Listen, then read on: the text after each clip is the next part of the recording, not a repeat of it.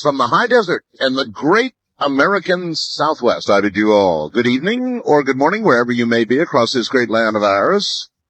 From the Tahitian and Hawaiian island chains in the west, eastward to the Caribbean and the U.S. Virgin Islands, south, all the way to South America, north to the pole and worldwide on the old internet.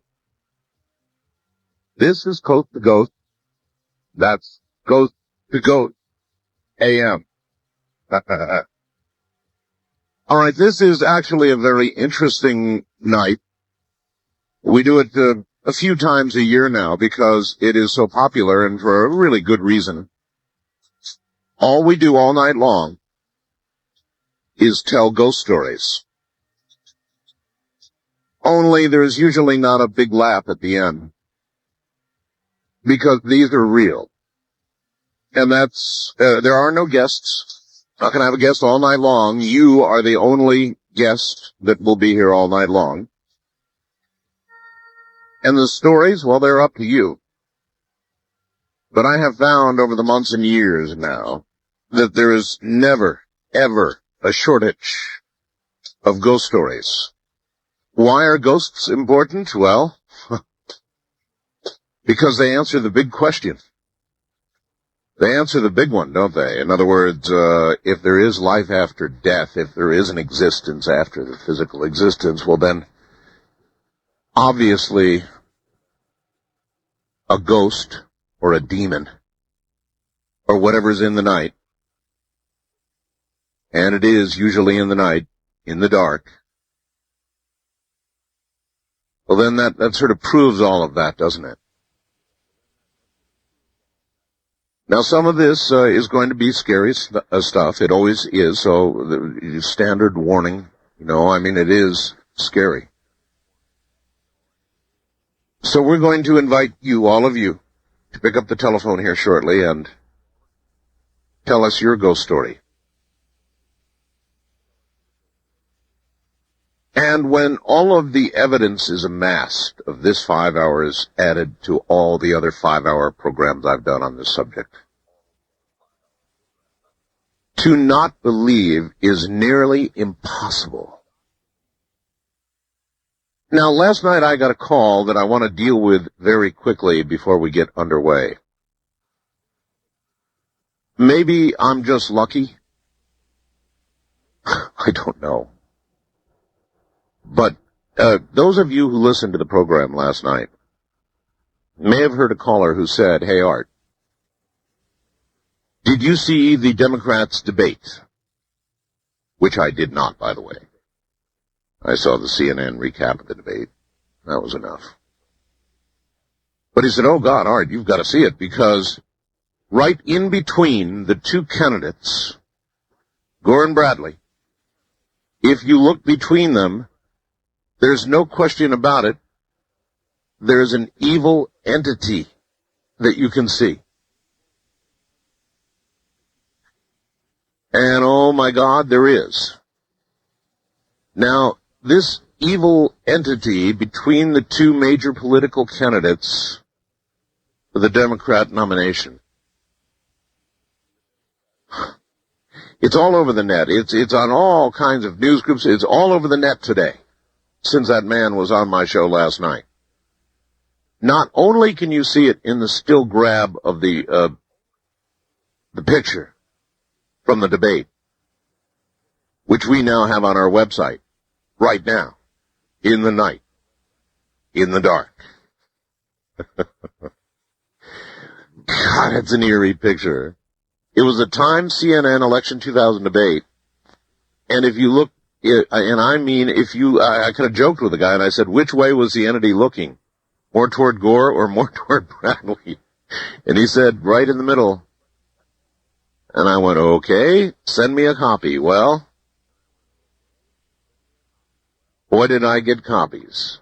And then during the day, it spread all over the net. And so, of course, we have a copy for you on the website tonight. In the cold, in the dark. So, I mean, make of this what you will. If that's not an evil entity, I don't know what the hell it is. Now, I suppose I could solicit a guy from NASA who would come on and say, well, it's just a trick of light and shadows.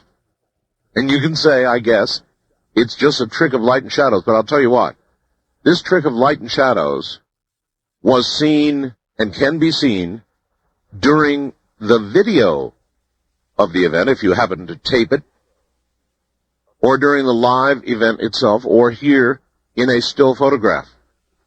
So it's not a jacked around picture. Whatever it is, it's really there. And it's on my website now. You judge for yourself. I'm sure the pixel people will come out in droves. And this is not a political comment. Had this occurred between Bush and McCain, I'd be putting it up on my website because it's a mind blower. So, much as many of you will no doubt think it's a political comment, it's not. It's just a kaboom picture. I mean, if this is not an evil entity, it looks evil, then I don't know what the hell it is. That might be the right phrase for it too, hell. I don't know. I have no idea what it is.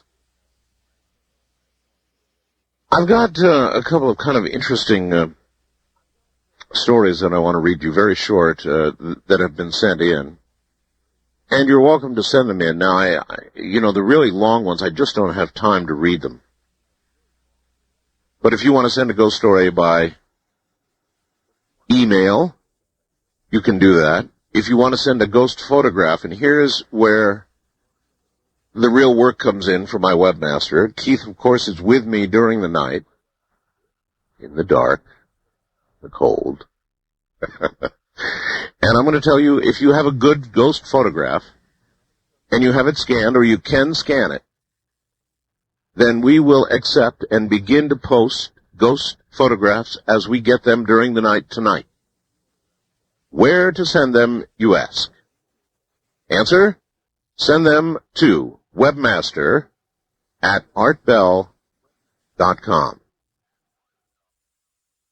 That's it. Webmaster@artbell.com. And Keith will take the best. Now, we're only looking for the very best of the ghost photographs. And we sure are starting out tonight with a bang with this thing from the Democrat debate. This is just effing unbelievable, you know? I mean, it really is. So you got to see this. You really have to see it. It's on my website now. As you send them in, we will take the best of the lot, and please only send the good ones, and we will post them. Not everything is going to get posted. The best candidates will. But since that guy called last night, the net is alive with this photograph. It's just everywhere. Remember, you heard it first, right here. The following from Montreal in Canada. Art, you may want to read this story on Ghost to Ghost. My brother-in-law died of liver cancer on July 24th, 1991. This young man was 43 years old when he died. He was always a strong-willed man, even till his death, as he had fought his battle for 9 years and never wanted to give up. Even though he was going through much pain, he always kept up a most vigilant fight because of his character, kind of person he was. At the time of his death, he actually died of a sudden massive heart attack, along with other complications. It was almost as though he had been totally caught off guard in the middle of his battle. On the day of his funeral, everyone had gathered inside the church, his coffin set in the center aisle. Due that Montreal here is very hot and humid at that time of year, all of the windows on the left side of the church were open for ventilation. Halfway through the service, everyone was seated quietly. I was just about to get up and do a reading from the gospel. Just as I was taking my place in front of the church, there was Total silence for this brief pause. I'm sure all of you know about those. They happen, when nobody says anything, just prior to an event. All of a sudden, it was as though someone would have walked along the left side and closed the 5 windows along the wall consecutively and abruptly. Boom, boom, boom, boom, boom, boom. Like that. One right after the other. Everybody inside that church froze in disbelief because there was no one around anywhere near the windows. There wasn't an air draft because there wasn't any wind. And there was a bit of distance in between the last aisle window and the 2 windows that were up beside the altar. These 2 windows also shut in direct timing as though someone were walking slowly to shut the windows. And so a final boom, boom as they closed. By then, this had gotten the parish priest's attention as the 2 candles at the front of the coffin burnt toward the left side of the church. The flame then came back into a straight-up position. The priest quickly stopped the service, walked to the coffin, blessed it while anointing the coffin with holy water. He seemed to be rather perplexed about the whole matter, as everyone attending the service were all shaken up by what had just transpired. No other incident happened during the priest's blessings. The priest stood in front of the coffin while murmuring a few inaudible words. He then had to say Our Father once. He went back to the altar, resumed the service, and gave me the signal that was to start my reading from the Bible. After the service, my brother-in-law's mother asked the parish priest what had just happened. And he quickly told her that was a manifestation, but would not get into any other details. Thanks for your attention to the letter. Signed, Philip, a French last name from Montreal. Give it on the air. And then there's one more here. And I'm not sure what you're going to make of this.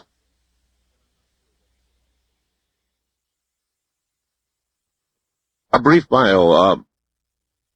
My timeline. Born and raised in Southern California. 6 years paid call firefighter. 6 years security police, U.S. Air Force, Lowry Air Force Base, Unsan Air Force Base, Wright Pat Air Force Base, Ontario Air National Guard, formerly Air Defense Command, 5 years as a police officer in Southern California. And I now own a telecommunications business, and about 4 years ago I moved my family to the Mojave Desert. I like to watch the stars and breathe air, if you know what I mean. I do. And now his story. Dear Art, there's a little bit of language in this, folks, so a little bad language, so get the kids out of the room. It really has to be said because it's in context. Dear Art, in the fall of 1977, I was a young airman assigned to the 8th Tactical Fighter Squadron, Kusan Air Force Base, Korea. As you know, the enlisted barracks on most air bases resemble a Motel 6. Yeah, I know. This was almost the case at Kusan. We were 2 airmen to a room, typical, 2 beds, 2 chests of drawers, and 1 refrigerator. That's a luxury. My roommate was a good friend and quite a character. He snored and sleepwalked, talked in his sleep, and then snored some more. This was pretty much his routine sack time. We usually hit the sack about the same time every night at about 2200 hours. That, folks, translates to about 10 o'clock at night. The night that would change my life forever was no exception. First, you must know a little history about Kunsan and the bloody battles that were fought there for more than 40 years, or 40 years ago. During the Korean conflict, Kunsan was an important seaport south of Seoul along the coast of the Yellow Sea. Both sides battled fiercely to control this area throughout the war, and many soldiers on both sides, as well as civilians, lost their lives. many atrocities were reported to have been committed against the captured Allied forces and sympathetic civilians. Out of respect for the families of the many victims, I will not comment any further about the war. After the war, a joint South Korean and American Air Force base was built over the old military site. As I stated, it was late in the fall of 1977 for 2 nights in a row. I'd been awakened from a deep sleep at exactly 0100 hours, 1 o'clock in the morning. There was no loud noise, no alert aircraft taken off, nothing to account for the sudden state of consciousness. Each time, I slowly opened my eyes, looked at my digital clock on the dresser, and, with the soft light coming through the windows, I could see my roommate sleeping soundly across the room. Each time, I lay there in bed and listened for an intruder. I arose and cleared the room, making sure everything was secure. It was on the 3rd night that I was again separated from my sleep. Again, it was exactly 0100 hours, as before. I didn't move, listen for the sounds of an intruder. Again, nothing. Nothing except this time, the feeling was different. Something was wrong. All of my senses were screaming at me. Kind of like just before you kick in a door on a drug bust. Well, a cop would know about that. I glanced around the room, every muscle tensed, ready to defend myself. It was then that I saw it, and I can only describe it as a male figure in many shades of gray. He appeared to be of Korean descent, 5'2", stocky build, wearing long pants and a shirt, open vest. He was standing in the middle of the room and facing the wall where my bed was. I just laid there as still as I could, and I visually searched him for a weapon, saw none. He looked more like a farmer than anything else. After a long moment, he moved forward to the foot of my bed, turned, facing me, and slid sideways between my bed and my roommate's dresser. As he did this, I reached under my mattress and pulled out my buck knife. Most of my body was still under the covers when the intruder stopped and just stared at me. I stared back, my right hand firmly holding the knife with a closed fist and the open blade facing forward. It seemed like a lifetime. But in those milliseconds, my mind raced. Could this be a lost civilian employee? Maybe he's drunk, just a harmless old man. Then I remembered who I was and the sensitive assignment that I was chosen to perform. I cursed the system for not allowing off-duty cops to carry their firearms. I surmised that this was an assassin, a Korean national paid to silence a young, idealistic American, i.e. me, who had gone deep undercover to discover how millions of dollars a month in supplies found their way off base. We'll save that story for another time. He just stood there, his arms at his sides, down at my feet, and I just lay there ready to strike. Then it happened.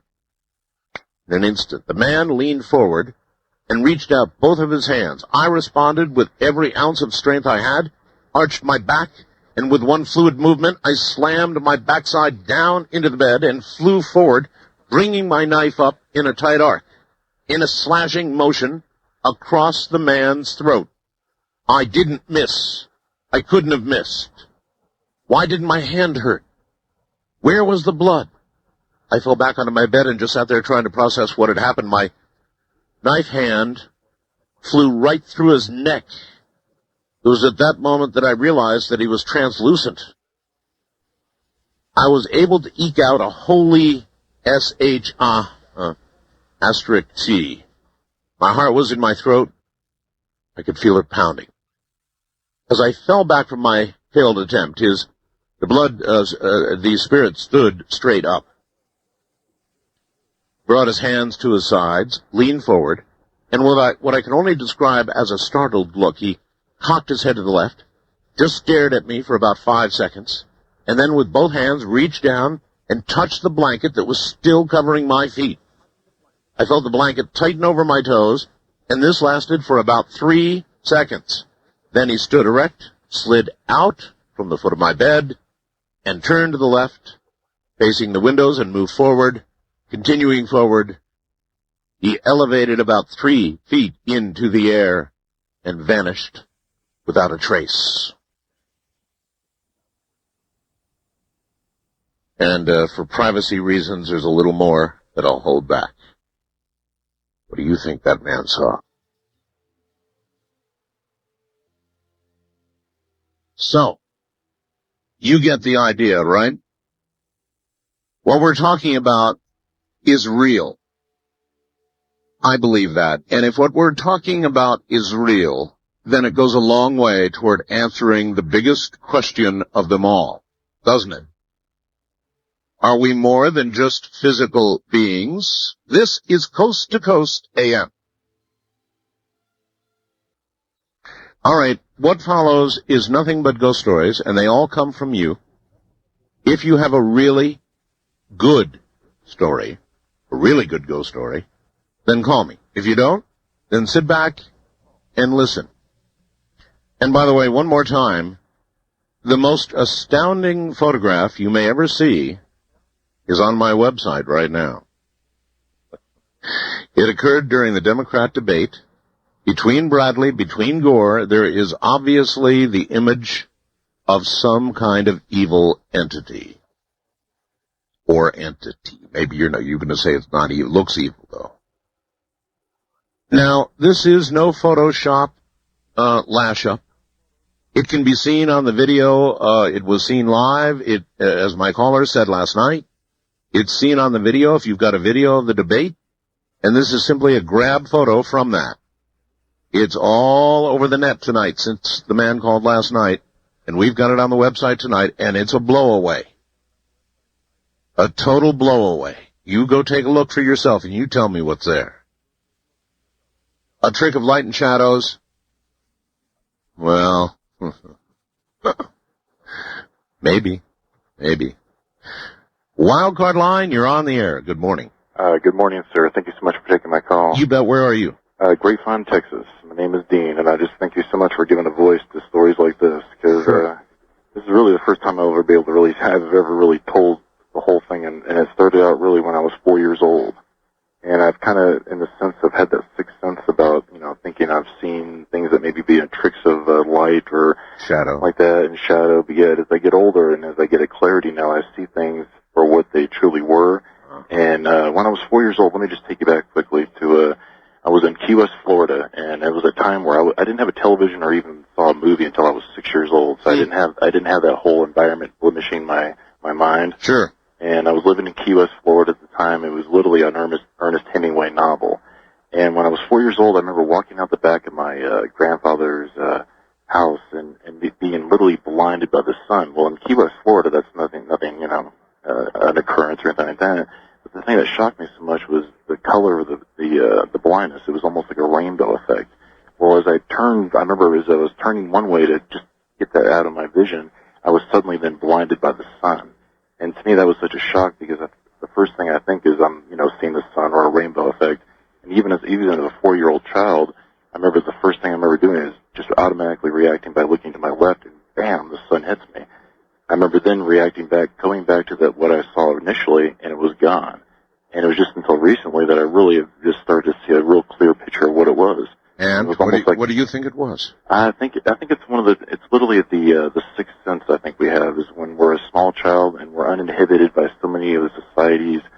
Yeah, I hear you. In other words, we without having yet had our minds shaped and filtered by the media, TV, and all the rest of it, we're open to all of that until the door slams shut.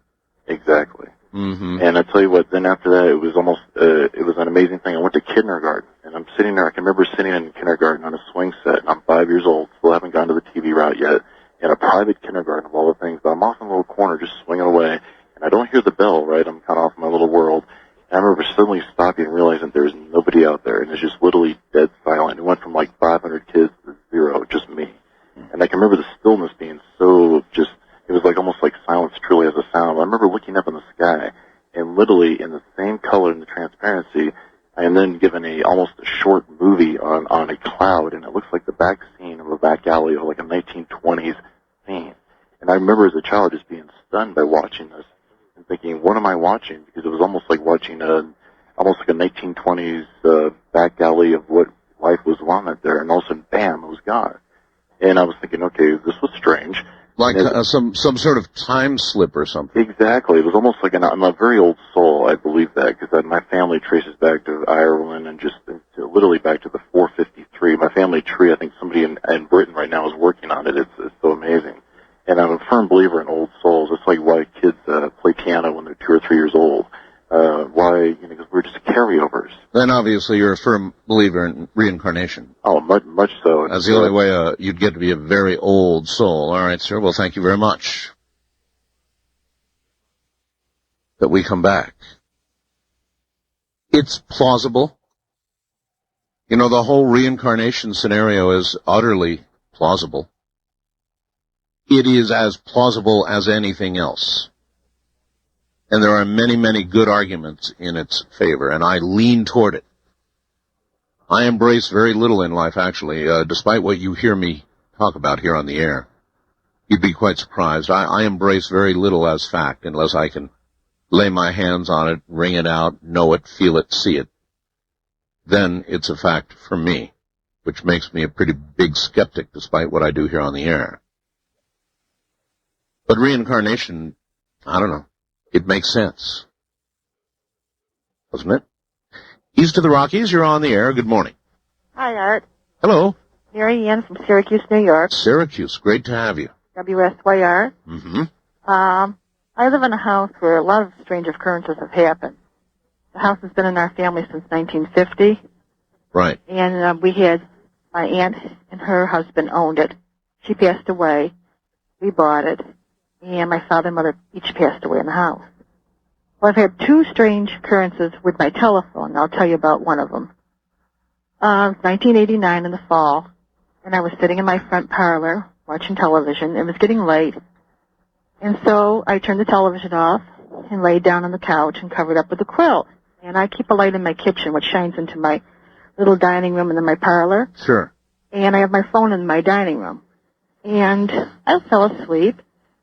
And I woke up and I heard somebody talking. And I live alone. So I pulled the quilt from my head and I'm looking into the parlor and I see a man standing talking on my telephone. In your house? In my house. And my first thought was, I didn't lock the door. Somebody's gotten in the house. Of course. And so I'm lying there very still because I figured maybe he can't see me and maybe he'll just rob and get out of here. Exactly what most people would do. Right. And he's talking on the phone. I'm hearing him saying, oh, yes, I've got to get that done. I've got a lot of work to do. And he's going on and on about work, but I couldn't catch what he was talking about. And he was, a young man, probably in his 30s. And he had a baseball cap on. So, in other words, he was talking as though he were speaking on the phone in his house. Right. As if he came in from outside and said, oh, I got to call somebody and do a job. I've got you, right. So I'm just like, oh, my God, what is he doing? So I'm very, very quiet. But at the same time, I'm reaching. I had my coffee table there. And I'm reaching because I had a pair of scissors there. And I figure I'm going to get the scissors because if he comes in and tries to attack me, I'm going to attack him, Bingo. Yeah, of course. So I'm lying there still, but my hand is going, and I hear him talking. And as I said, he was a young man in his 30s. He had a baseball cap on, a jacket, jeans. I could see that he had like a blondish red hair, a beard. And I'm praying as I'm watching him. He gets done with the phone, puts the phone down.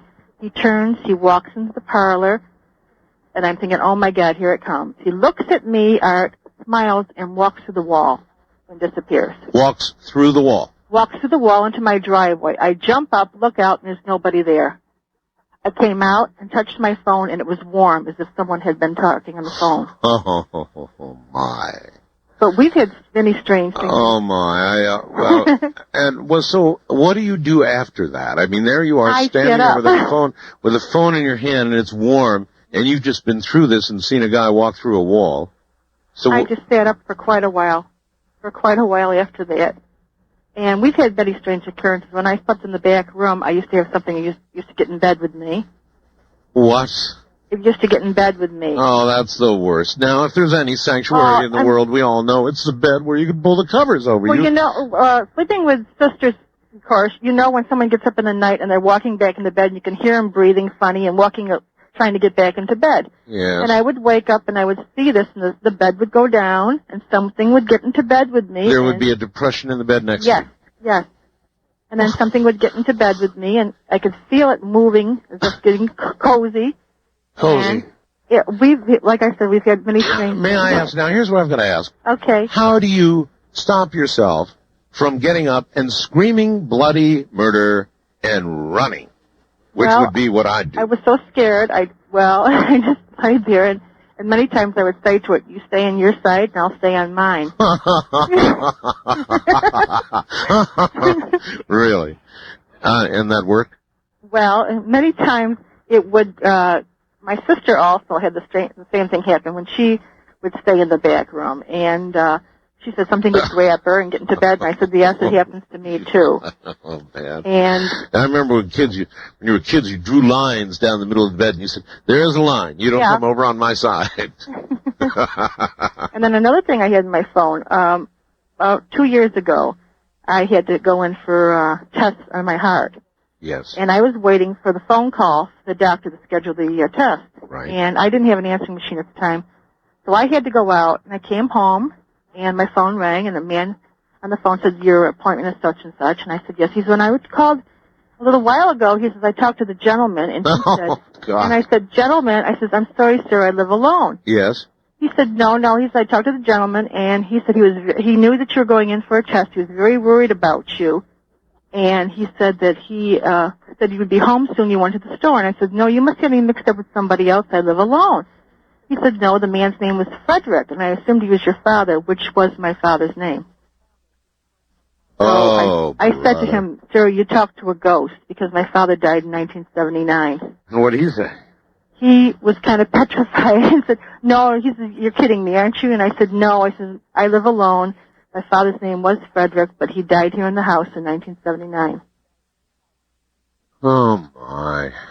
And you know when mediums talk about ectoplasm? Of course. Okay, another time I was sitting watching television, and I have a corner cabinet, and I looked up, and I saw this green film on the corner cabinet, and it was like green smoke. And I watched, and what is that? And I'm looking, and I'm trying to see if there's something from outside flashing, and there was nothing. And it went behind my cabinet. So I asked a friend, and she said that's what ghosts make as they're walking. Yeah, I'd be out of. Might I ask how you managed to stay in the house? I mean, well, I'll tell you, because my parents both died in the house, and yes. I believe that they are here. I've had an occurrence with my mother. But I must say, in so many ways, that really bothers me because the implication is that you die in a house and you remain there forevermore. I mean, that isn't really our idea, the Christian idea of an afterlife, to be unseen and only occasionally apparently heard or seen as green slime, and to continue in that way. It's just too much to think about. Well, I do believe my mother is still around because when my aunt came in one weekend and we were sitting in the front room and we could smell like my mother would cook spaghetti sauce every time anybody came in. Yes. And my aunt said to me, Mary Ann, can't you smell that? And I said, it smells like spaghetti sauce. She said, it's your mother. It's your mother cooking sauce. And do you still live in that house? Yes, I do. Yes, I own the house. You own the house? Yes, I do. So then, in a lot of ways, the young man, who was the young man, do you think? I don't know. No idea at all? No idea. No idea at all. Wasn't part of your family? No, because I was asked that. Did your father look like that when he was young? My father was dark. No. Obviously, yes. The answer is no. No, I don't know. I have a Native American friend, and she told me that it may have been someone who, years and years ago, was killed in this area, and his ghost still walks through the area. And she says because of the house, there could be a portal. Yes. And the ghost could be coming through. Yes. Well, that may be. Yeah. But when something gets into bed with you and the bed depresses, and it cozies up. Mm-hmm. I mean, I'd have a heart attack. I would have a heart attack. I'm sure I would. I've been having things happen to me. My sister and I both have had things happen to us like that since we were children. If someone's going to die in the family... So you're telling me then this is something you can actually get used to? Yes. You know, I'll tell you, when my, which I believe is my mother in the house, when I leave the house, I tell her to watch over it while I'm gone. And I feel that she's still in the house. Because after she passed away, I did see her in the house. Oh. And we could not find out who the house was insured by. Because I would help her pay the insurance, but I didn't know who it was insured by. Right. And I came into the front parlor, and I turned, and how you see like a flash, you think it's something, a shadow. Corner of your eye. Right. Yeah. And I saw my mother. And then I turned, and I saw my mother. And she was young. My mother died of cancer, and she was very old when she died. And this woman was young, very young, in her 30s. Like I remember my mother when I was a child. Like in her prime. Yes. And I said to her, "Oh, Mom," I says, "I really wish you'd come back. We miss you so." And she said, "Nothing would make me ever come back to this planet." Huh. And I said, "Have you seen God? Have you seen Jesus?" She said, "Yes." Yes. And I said, "Mom, the house insurance, we don't know who the house insurance is from." And she told me the name. She said, "You better pay it. It's due Halloween." I called the insurance agent. She said, "Yes, it's due Halloween." Dear, I've got to go. Okay. That was a real beaut. Thank you. Thank you. Right. You see, that's what I'm talking about.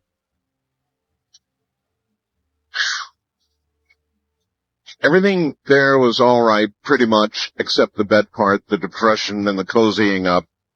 No way.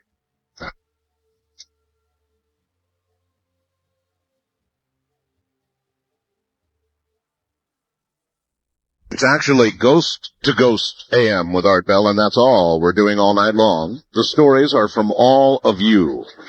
Ghost stories. Real ghost stories. As the first hour just demonstrated graphically. Now, how much synchronicity do you all believe in? I believe in some. Not that much. Last night, a man called the program. Many of you will have heard it. And he said, "Hey, Art, did you know that there was a ghost or a demon right between Al Gore and Bill Bradley in the debate on television?" And I said, "No." And he said, "Yes, it's a demon." And I said, "Okay, fine. Send me something. I'll take a look." And it's all over the World Wide Web today. I mean, it's all, since that man called last night, it's everywhere. And right now it's on my website, and I'll be damned if it's not that. I may be damned anyway. But first of all, I want to assure you this is not political. Had this apparition appeared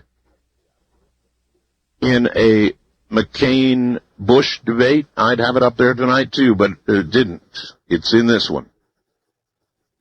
And for all you pixel people who think somebody went to Photoshop and whopped this one up, wrong, they didn't. This was visible on the videotape itself. It was visible live during the show. And somebody, well actually many somebodies, have grabbed the picture, and it's on my website right now, and it's a blowaway.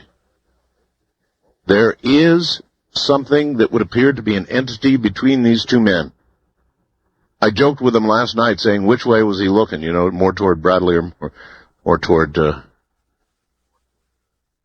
And he said, no, right down the middle. And he's right down the middle. Now, this would be the kind of thing that I'm sure that we could have a NASA expert on who would, explain away as a trick of light and shadows. But it seems like an awful lot of synchronicity to me since we were doing Ghost to Ghost tonight. Since that one man got through, since that one man told me about this, since it's all over the net now. You've got to see this. So anyway, we're telling ghost stories. More of that coming up. If you want to see the photograph, it's at www.artbell.com. Oh, and one more thing. if you have a good ghost photograph, and it's hard to believe we're going to get one better than the one they gave us in that political debate. This thing is incredible. But if you have a good ghost photo, send it to webmaster@artbell.com right now. Webmaster@artbell.com. Keith will receive and kind of pour through and pick the best of the bunch, and we'll get those up during the period of the night, the program tonight, and you can go take a look. So more in a moment. Back to the lines. East of the Rockies, you're on the air. Good morning. Hello there. Good morning, Art. Hi. Where are you? I am right now in commute between Nashville and Knoxville, Tennessee. All right. Glad to have you. My name's Corey, and I have a couple for you if I have time. Give me your best shot first. Okay, my best shot is one that actually happened to me. I was with a friend of mine out in a field near where I live in Knoxville, and we were walking around. We had our BB guns, and we'd heard stories that where we were at was a place where there was a lot of Civil War action. Sure. I don't know if that's actually true or not. I've not been able to find any the authenticity of that. But we were on what would be described like as a logging road. And we were walking down through there, and we were talking about the possibility of graves around there and stuff. And we looked up, and there were a pair of boots that were, we saw them at first. They started walking towards us, and all they were boots. I know. Oh, slow down. You're on a road, and there's a pair of boots without a body, nor legs, nor anything else, walking toward you. Right. And if you've ever been to any type of museum that has Civil War uniforms and stuff like that, yes, they resembled the boots that you would see with those type uniforms. They were dusty. They weren't polished or anything like that. They appeared to be old, like they'd been used. They walked up. They were walking towards us, and we kind of froze. We didn't know what to do. This was a few years, quite a few years back. We just stood there. Freezing is one of two possibilities. If that happened, you either freeze or you run for your life. One of the two. Now they walked up. They stopped right in front of us. We both looked at each other. I bent down and tried to pick them up, and I couldn't grab them. And then they vanished. Into thin air. Into thin air. They were gone. We looked at each other again, and then that's when we both decided to do the second option, which was run. Run. Yeah, I'm with you there. We ran back to the house, and that was the last we went up onto that area. We were on motorbikes up in the woods. We ran back to them, went back to the house, and that was it. That's one hell of a story. And that's really a true story? Yes, sir, it is. It is. We told my dad about it, and he said he had heard about the Civil War deal going on around there and stuff like that, but he wasn't for sure exactly what all happened there, and so he tended to believe us a little bit too. So, well, look, I can't tell you how I appreciate your story, and I'm better you than me. Yeah. Thank you. Yeah. Thank you. Take care. Oh boy. Boots disconnected from bodies, not good. Evil entities between debating presidential candidates, definitely not good. I'm not going to get over this one for quite a while. I mean, nowhere in the news, nobody'd seen it. I get a call from a guy last night because he knows I'm doing a ghost show tonight. And I'll be damned if it's not real. And it is real. Now, the only thing you can argue with respect to this image is that it's some kind of trick of light and shadow, the NASA story. That's all you can argue. That's it. Otherwise, it was seen live. It can be seen on the videotape and on all the pictures circulating on the net since the call last night. It's just a total blowaway. West of the Rockies, you're on the air. Hello. Hello, Art. Yes. This is Letty calling from Redmond, Washington. Hi, Liddy. Hey, we listen to Como. Como, yes, indeed. 50,000 watts right in the middle of the AM dial on 1,000. That's right. Hey, had a story for you. My father was a victim of a homicide back in 1976. Sorry. I was 9 years old. Right. And it was, the whole thing around that was just very bizarre. The early evening of his death, he dropped me off at my grandmother's, where I was planning on spending the night. And, you know, it's my dad, and he's just dropping me off at Grandma's, so I jump out of the car and run up the walkway. But something makes me stop and turn around and look at him. And we kind of just, you know, he was in the car, I was standing on the sidewalk, and everything kind of slowed down.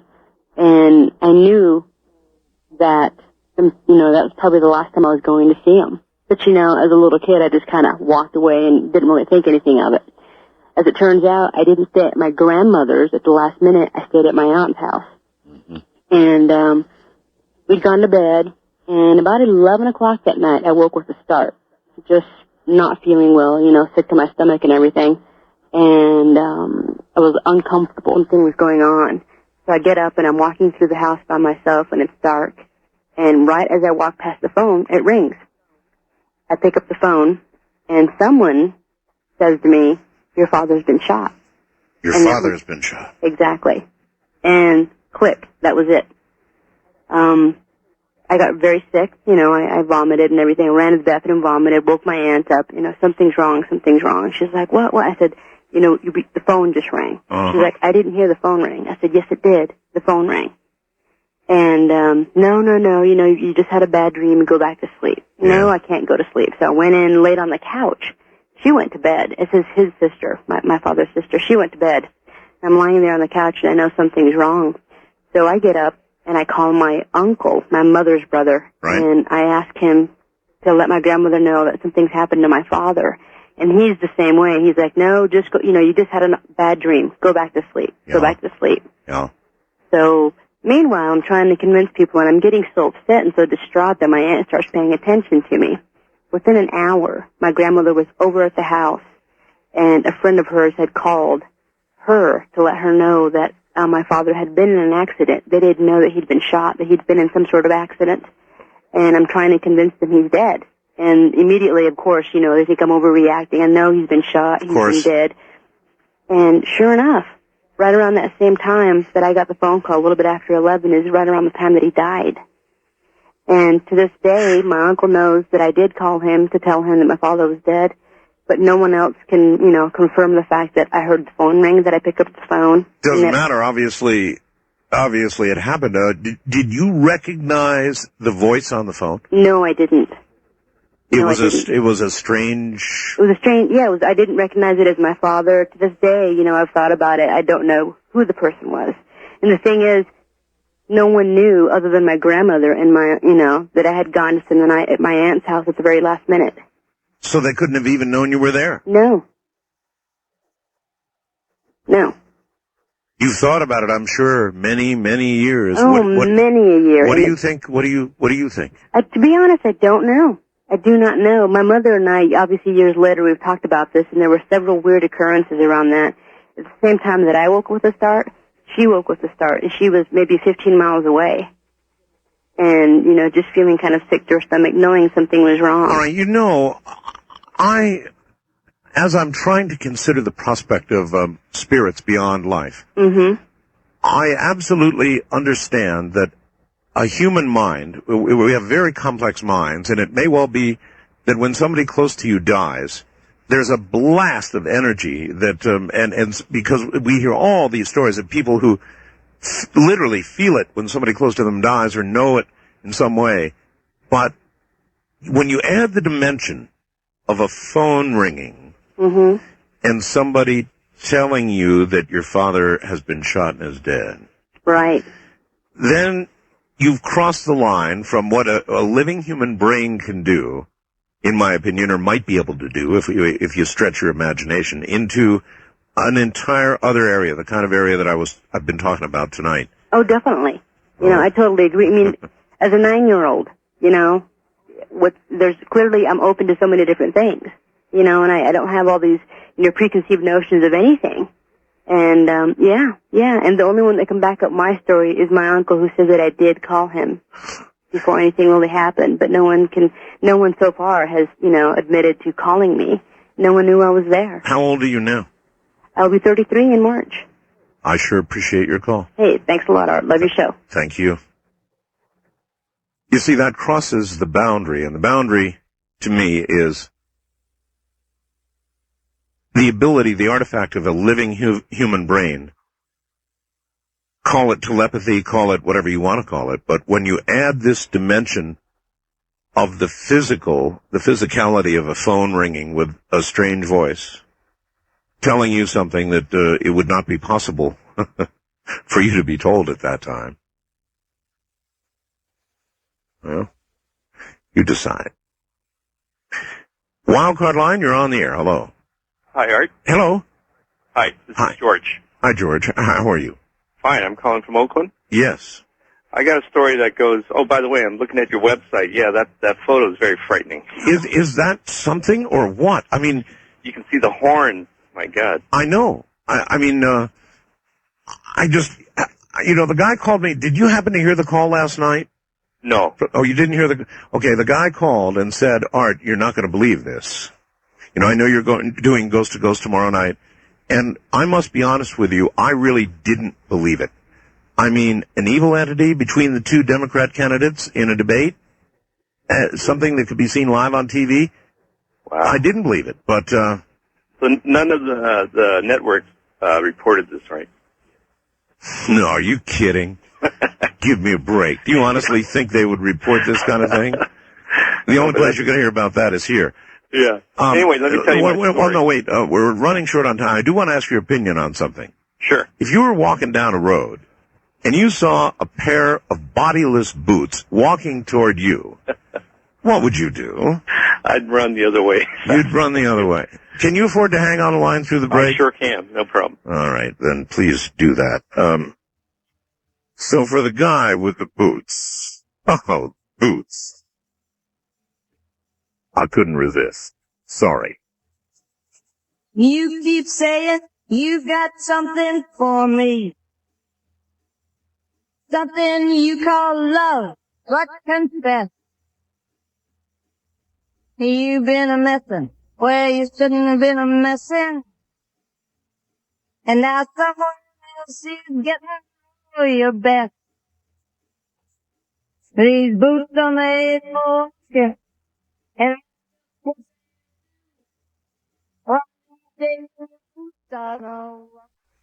my story goes back in 1975. My girlfriend and I were driving back to Idaho where I was going to school. We were headed towards Yellowstone Park and going towards Montana East Gate. And we were driving in a little yellow Volkswagen around midnight, and it was kind of snowing. And picture a two-lane road with tall trees in between and no moon or nothing. It's just our headlights. Gotcha. And the snow was falling and slushy. And all of a sudden, there was this figure I saw walking right in the center of the road, walking the same direction as me. In other words, her back was towards us. It was a her? It was a lady. And at first I noticed her, and I told my girlfriend, I said, you see what I see? There's a girl walking out here in midnight, and it's probably about 30 degrees out there. Right. And the closer we got, the more detail I can make out. And, in fact, I was going to roll down my window and say, hey, listen, you need some help. Sure. But we noticed that she was wearing very, very old, 19th century garb clothing. Huh. And she had these hobnail boots on, and she had a long shawl and around her shoulders, and then her hair was long brown hair down to probably a little bit below her shoulder blades. And the closer we got, we noticed something weird was that her hair was completely dry. It was not even wet like you would expect somebody in the middle of a snowstorm. Yeah, exactly. And I was just about to roll down my window, and my girlfriend goes, "Don't even stop! Don't even look! She's a ghost!" And that freaked me out because I was just about ready to slow down. She goes, "Don't even look in the mirror! She has no face." So, oh really my blew me God! away. You can imagine, here we are putzing along a little Volkswagen, And I just slowly moved over to the right and to avoid hitting her, and I just moved on. And when we got to the gate, the ranger said, "Sorry, but the path is closed tonight due to the snow." "You mean we got to go back?" And he says, "Well, there's a little motel down half a mile." So you're thinking you got to drive back by this ghost? Oh, geez, we were scared out of our wits. So, anyways, we got to this motel, and fortunately, the guy still had a room available. And as soon as we got in the room, we just locked the door and put the chair up against the wall. And that was an experience. The rest of the night was uneventful. Oh, the rest of the night we couldn't sleep. All right, my friend. Thank you. Thank you. Thank you for the story. So, oh my, an entire figure until you get up to it, and then no face. I wouldn't be stopping either, would you?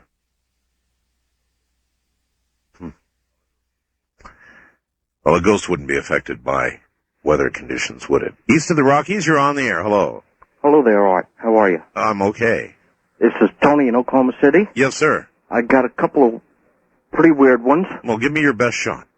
Oh, they're both pretty good. I don't know which one. I'll give you... It was probably about 1965, and my brother and I both were real Beatle freaks, and I had this portable record player, stereo. Right. And we had this in the kitchen, and we were playing Beatle records, Beatle albums on the thing. Sure. And there was nobody else home in the house. And the living room was like 15, 20 feet away. And Beatle albums playing, and we're sitting there listening. And there's a voice in the living room singing along with the record. As clear as a bell. Another voice. Uh-huh. Not one of the Beatles. No. You're sure it's not one of the Beatles? Absolutely not. And there's no other speakers. The speakers were right there in front of us. The voice is coming from where? The living room. About 20 feet away. We both walked into the living room. Nobody else was supposed to be home? No. You walked into the living room. And there was the voice as clear as a bell. No body? No body. Just a voice. Just a voice. Nothing else there. Oh, man. Then another time, at a friend's house. I was probably about 14. Well, wait a minute. Did the voice just stop when the music stopped? How did it stop? I don't really remember how it stopped. You must have been in shock. Well, no, not really, because there was weird things happening all the time. Footsteps, bumping into something that wasn't there, lights going on and off by themselves. Anyway, you were going to say another time. I was about 14, and we were at a friend's house, and he was into car models, and I was. And we were sitting on the floor rolling a car back and forth to each other. And I was sitting on the floor, and my back was against a couch. And he rolled the car to me, and I missed it. It went under the couch. I lifted the, like a little skirt thing on the bottom of the couch. Sure. Lifted it up, looked under there, saw where the car was, stuck my hand under to reach for the car. Right in front of the car, where the car was a foot. A foot? A foot. Under the couch? Under the couch. A human foot. Not a boot, not a shoe. A naked foot. A naked. I felt the instep and up to the ankle. And I looked, and whatever this thing, I mean, it was absolutely there. It was. I felt it. A foot under the couch? Yes. Which you laid your hands on and felt physically? Yes. And I could swear it was not a human foot.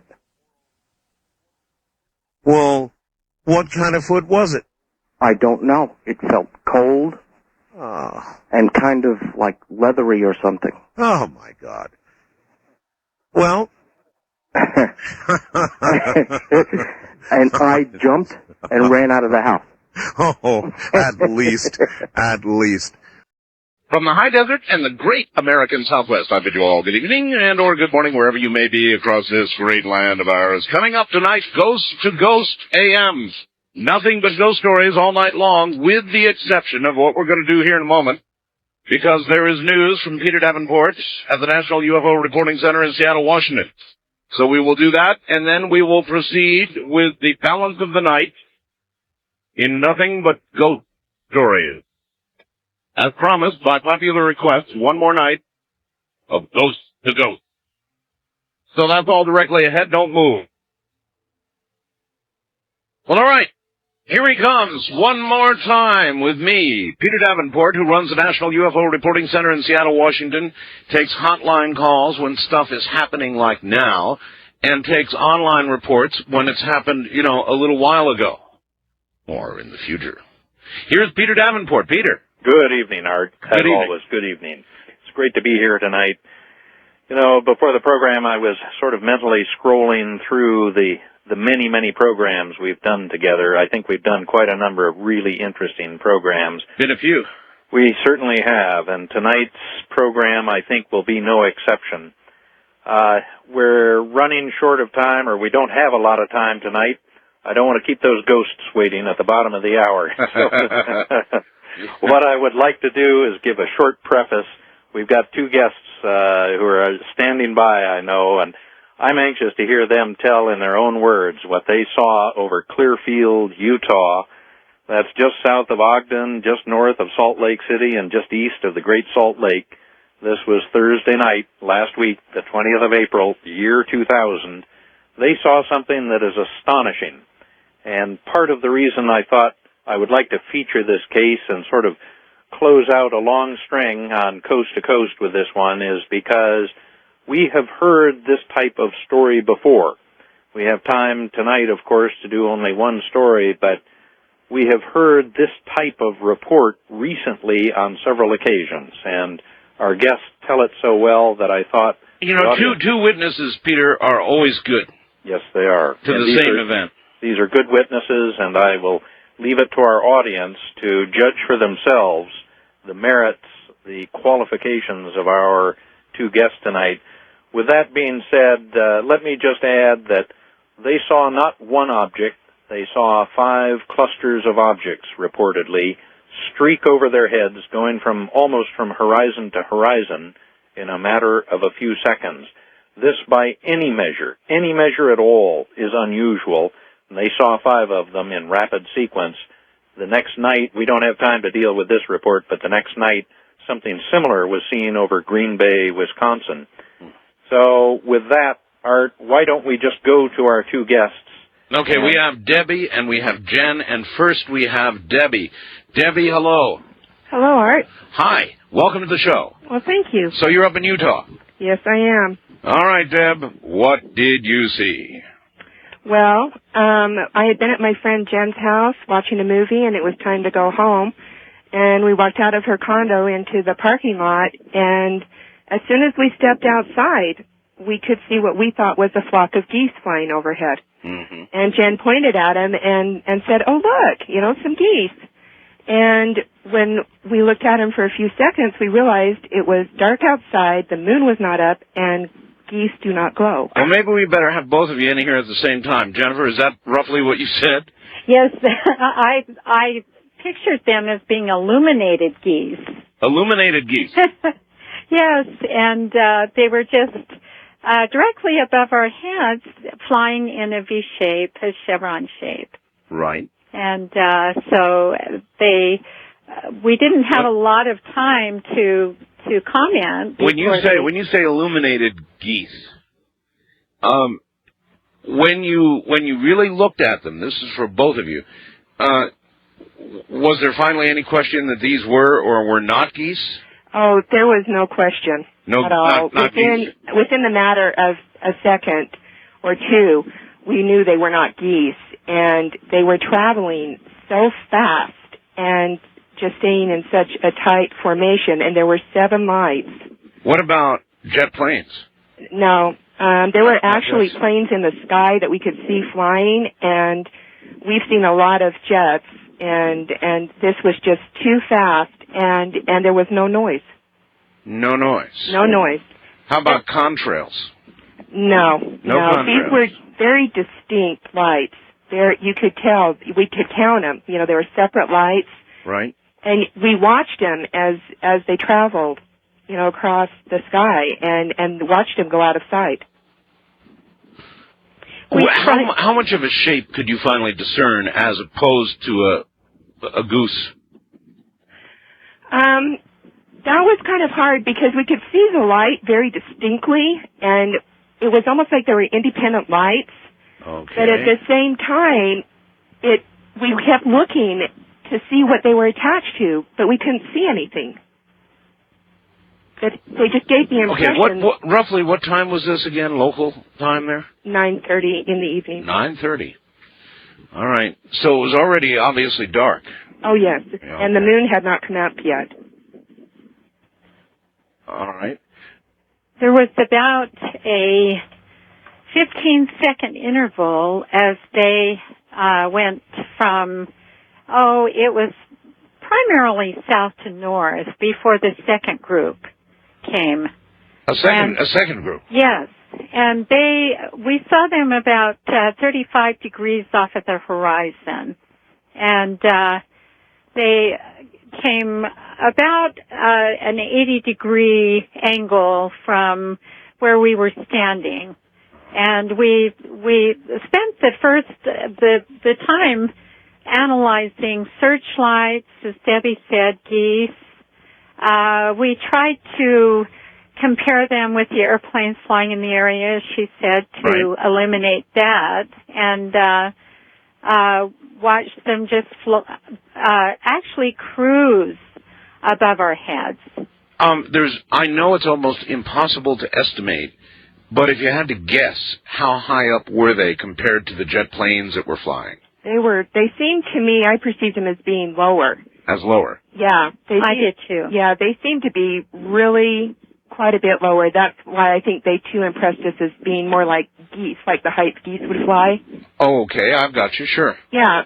And when we saw the second set come over of the 7, then we thought, is this circling? Well, I'm trying to sit here thinking, wondering, well, did they really see geese? Doesn't sound like it. No, definitely not geese. No, we eliminated geese in about the first 3 seconds because seeing illuminated geese, it was the formation that reminded us of geese. Yes, I understand. Right. And there's no way it could have been jet planes. No. They were flying much faster. And they were very close together. All right. To you, were they, obviously there was enough of a light for you to discern some kind of shape?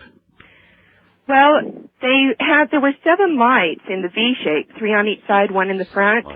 And it just seemed as if they were attached to something, but it was like you couldn't see it. You perceived that it was there, but you couldn't see. So it could have been 7 lights attached to one single object. I turned them headlights. That's the only way I could think of to describe them. Headlights? Headlights. Well, that's in a V shape. Right. Yeah, they were, what she's saying is that she seemed like they were attached to the front of something. Yes, that there was an object, that there were headlights on the front of something, and in a V shape. And much to our surprise, we waited about another 15 seconds. Well, probably 45 seconds. Yeah, and they came in succession, about 15 seconds apart. Sounds like Close Encounters of the Third Kind. Well, coming around the mountain when she comes. It was really funny, but that was how it seemed to be, and it reminded me almost of like Tinkerbell from Peter Pan with these Really? lights. Really? Yeah, these lights just zooming across. And when we were talking about them circling, we were standing there going, "It's got to be UFO." And we were saying, well, maybe it's just circling around. And then the next set came, and there were only 3. And so then we knew that it wasn't circling. Yeah. And they all traveled the next set. By then, we were just goosebumps from head to toe. Well, we began shaking about that point. It wasn't just goosebumps. That was goosebumps, you said, right? Goosebumps. Yeah. Yeah, good pun. Indeed. Well, and then the next set that came across was a set of 14 lights. 14 lights. And we both felt that these were maybe two ships together because of the way that they were shaped. It was more irregular than the others, but when we talked about it a couple of days later, we thought that possibly it was two sets of 7, one flying slightly above the other one. Well, then here's a critical question. Did you ever see any of the lights, particularly in the irregular one, change position relative to the other one? The set of 14 is a possibility, but to be really honest, with all the excitement of everything going on, hard to remember. It is just really hard to just give you a really definite answer. And of course, you girls had low-light video cameras all set. And oh, definitely. We wish. Yeah, by then we were just, our chins, our mouths were hanging open, and we could hardly even talk. I know the experience. And then what happened was we were anticipating it. And we were turning and facing in the direction they were coming from. Like robots. So you were waiting for the next set. Oh, yes. And the final set was 7. Another set of 7. Another set of 7. Flying in a V. Holy smokes. And that was the end of the show. We waited for about 3 minutes outside just watching and waiting and shaking. And what do we do? Boy, I hear that. Listen, what was it like between the two of you? I really like to ask this because my wife and I went through it. And so what was it like between the two of you after all this happened? Obviously, at some point you went back inside and you sat down and talked about it. Well, first off, we were still standing outside and we kept asking, what do we do? What are we going to do? And we kept saying over and over again, oh my gosh, oh my gosh. That was our most common statement between the two of us, and commenting on what is it, trying to eliminate the possibilities of searchlight, of airplanes, of everything else as they kept flying over. It's good that you sat there and went through that deductive reasoning. Yes, yes, we did. And seeing them just come, turning like robots, and seeing them come out of the horizon, or almost out of a star or something, was incredible. Well, you were particularly lucky. Most people don't get that much of a show, one after another. That's great. And so you really had an opportunity to observe. Well, I think the thing that we were talking about afterwards that was the most profound for us was the silence. I lived on Beale Air Force Base and saw SR-71s flying in and out all of the time and thought they were the most beautiful flying objects I have ever seen. But Debbie and I were commenting on how graceful and how majestic these were, flying or cruising in their silence. And that's what impressed me the most about it, was just seeing them cruise across the sky, just in this graceful mode, as though they had command of the universe. And that's what took me by surprise more than anything else. Maybe they do. I think so. Well, gee, have you ever seen anything like this before? I never have. Never. Never? When you all heard stories about stuff like this, what did you used to think? Well, my father was an aeronautical engineer in the space program, and I grew up with always a knowing of a possibility. And so I didn't doubt it at all, and I've never doubted it. But this experience was so incredible. It's still, it's been 5 days, and I still have to keep reminding myself that it really happened. And I feel the same way about it. Like Debbie, I've had no problem accepting UFOs as being a fact.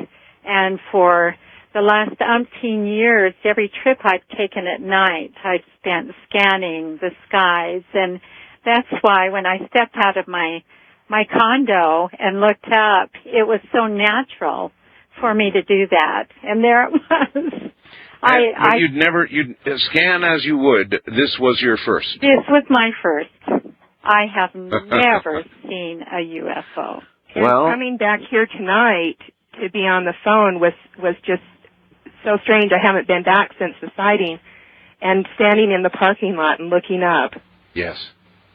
Well, all I can say is welcome to the ever-growing club. We're proud to be members.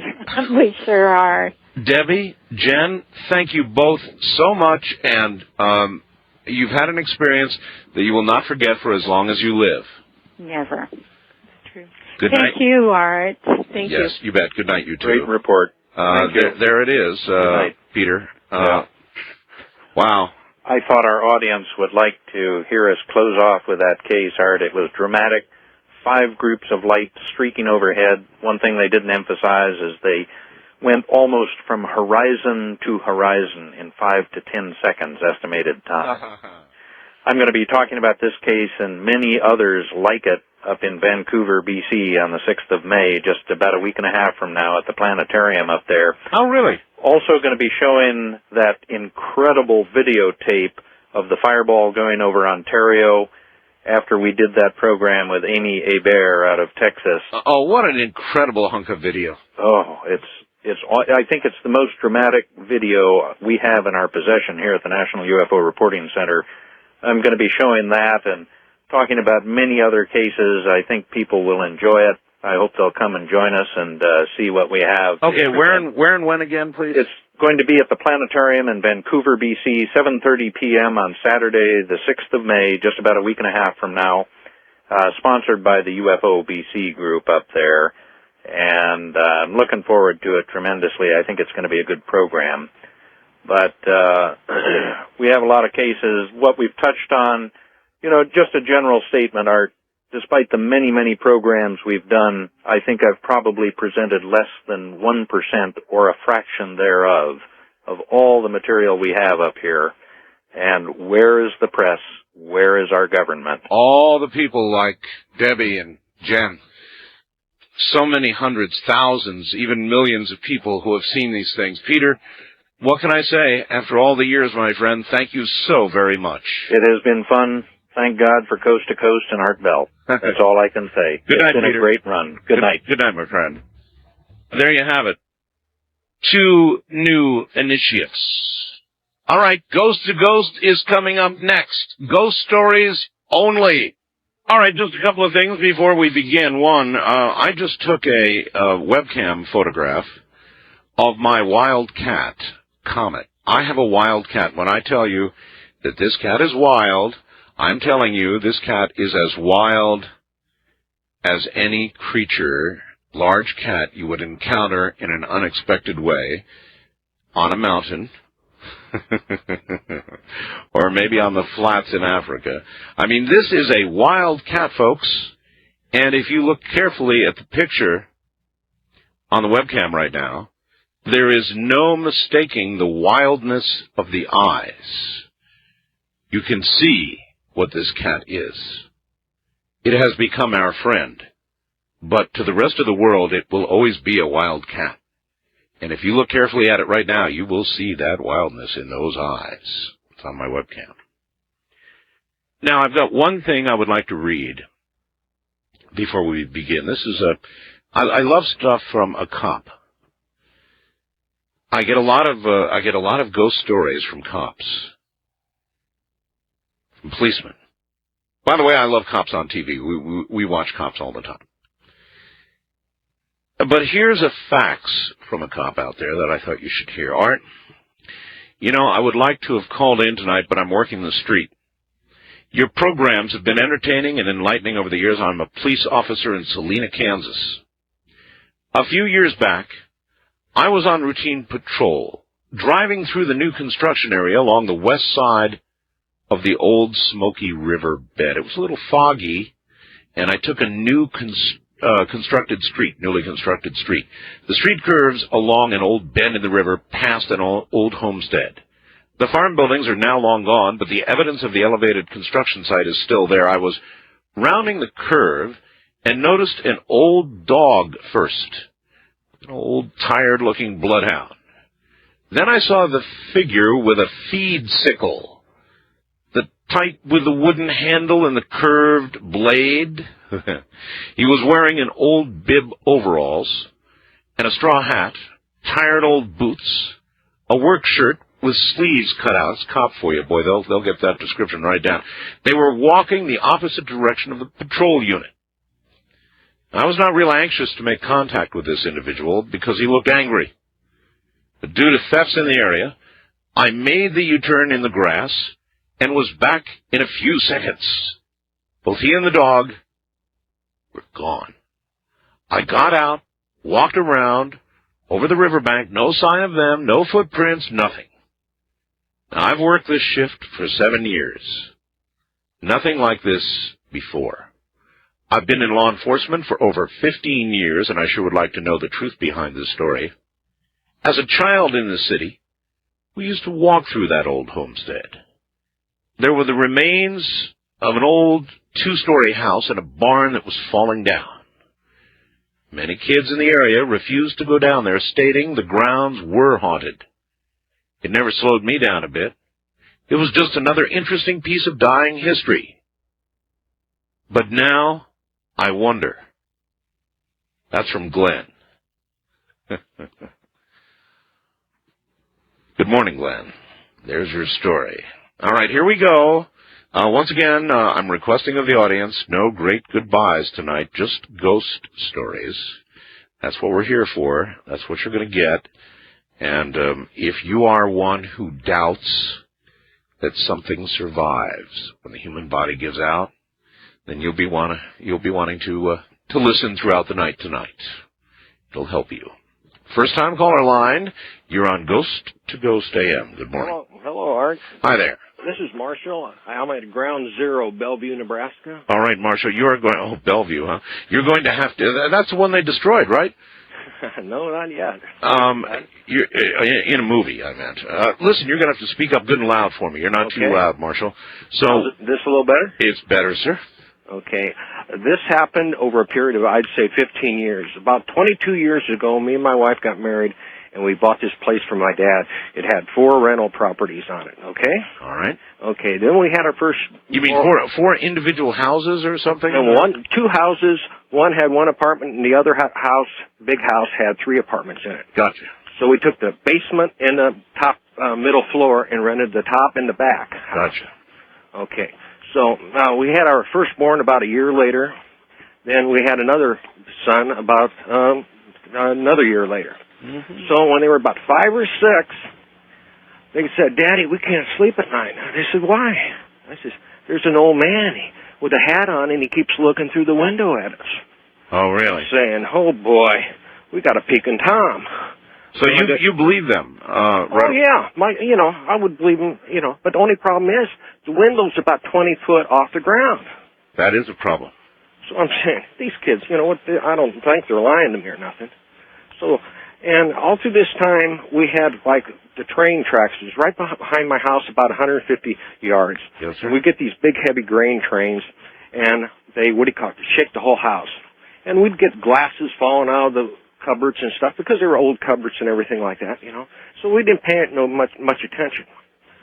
So what happened is all of a sudden I worked at that time for the railroad at night. My wife called me up one night and she says somebody was looking over her bed, a silhouette of a man. So she gently reached over and turned on the light, and poof, it was gone. Now, you mean actually in the room? In the room above her bed, right. Above her bed. Looking over her, an old man with a hat. That's really bad. Okay. Then we'd be like Saturday morning, we'd be sleeping in, and she says, "Oh, we better get up." Why? And I said, the kids are up. You can hear them walking around upstairs. You can hear the TV on. Now, let me guess. You went into the kids' room, and there they were, sleeping. The front door with a deadbolt. Yeah. Wide open, stereos on, TVs on. Yeah. How could you live in a house like that? Well, I thought it was all BS myself until my wife. That's right. Up until now, it was your children and your wife. Right. bad enough, but you hadn't seen anything. Oh, I didn't see nothing. Right. I just kind of pacified them. Yeah, okay, whatever. Yeah. Well, this happened all through, as they're growing up. Okay. This was over 15 years. 15 years, and see what really happened. We started remodeling the house, and it started progressively getting worse. Well, that's because you were making it angry. You were changing what it was used to. Oh yeah, it was really getting angry. Towards the last, it started building fires, but I'll get to that. Building fires? Oh yeah. I got a big wood burner downstairs, and throughout the summertime, what we would do instead of taking it out to trash, I just stick it in the wood burner and run upstairs to put it in the garbage, right? Right. Well, all of a sudden, here it's summertime out, the wood burner's going. She asked me why'd I start the fire. I didn't start the fire. She says the wood burner's on. Because it's one of them that turn on and it blows heat throughout the whole house, Yes. Yeah, we don't need, it's 100 degrees outside. We don't need the furnace, the wood burner. I hear that, yes. So anyway, my wife went to California with one of her girlfriends, seen a bunch of friends out there, and my grandma's took the 2 boys. Right. Okay. Here I am. I just, one of my days off, because I worked nights at that time. I just got into bed, and our basement was our master bedroom back then. And here, Lona, you know how it is when you just kind of get ready to doze off and everything. And here's a silhouette of a man with a hat on walking upstairs. Walking upstairs? Walking right past me, probably 20 feet away. I'm going, whoa, there's somebody else in the house. People sit and they listen to this, and it just sort of, they hear this is honest God truth. You cannot understand the terror when you've got a deadbolt and someone's in your house. So I gently reach in the deal, grab my 9mm, cocked and loaded, and I'm searching the house. Oh. Because there's somebody in here with me. I searched that whole house head to toe, and there's nothing there. And after that, I believed everything my wife and my kids told me. Because I'll tell you what, it's just frightening. It just makes your hair on the back of your head. And you're saying that toward the end, as you were remodeling the house, it started getting worse. So next door to me, there was a business there, and they made it into a bar. And his son was a deputy sheriff. And he got the word of this happenings going on around our house. Right. He said, let me do some investigating. Let me find if somebody got killed or murdered in your house. Okay. What he found out was, across the street from me was this old abandoned house. As long as many years I've lived here, there's nobody ever there. Right. Okay.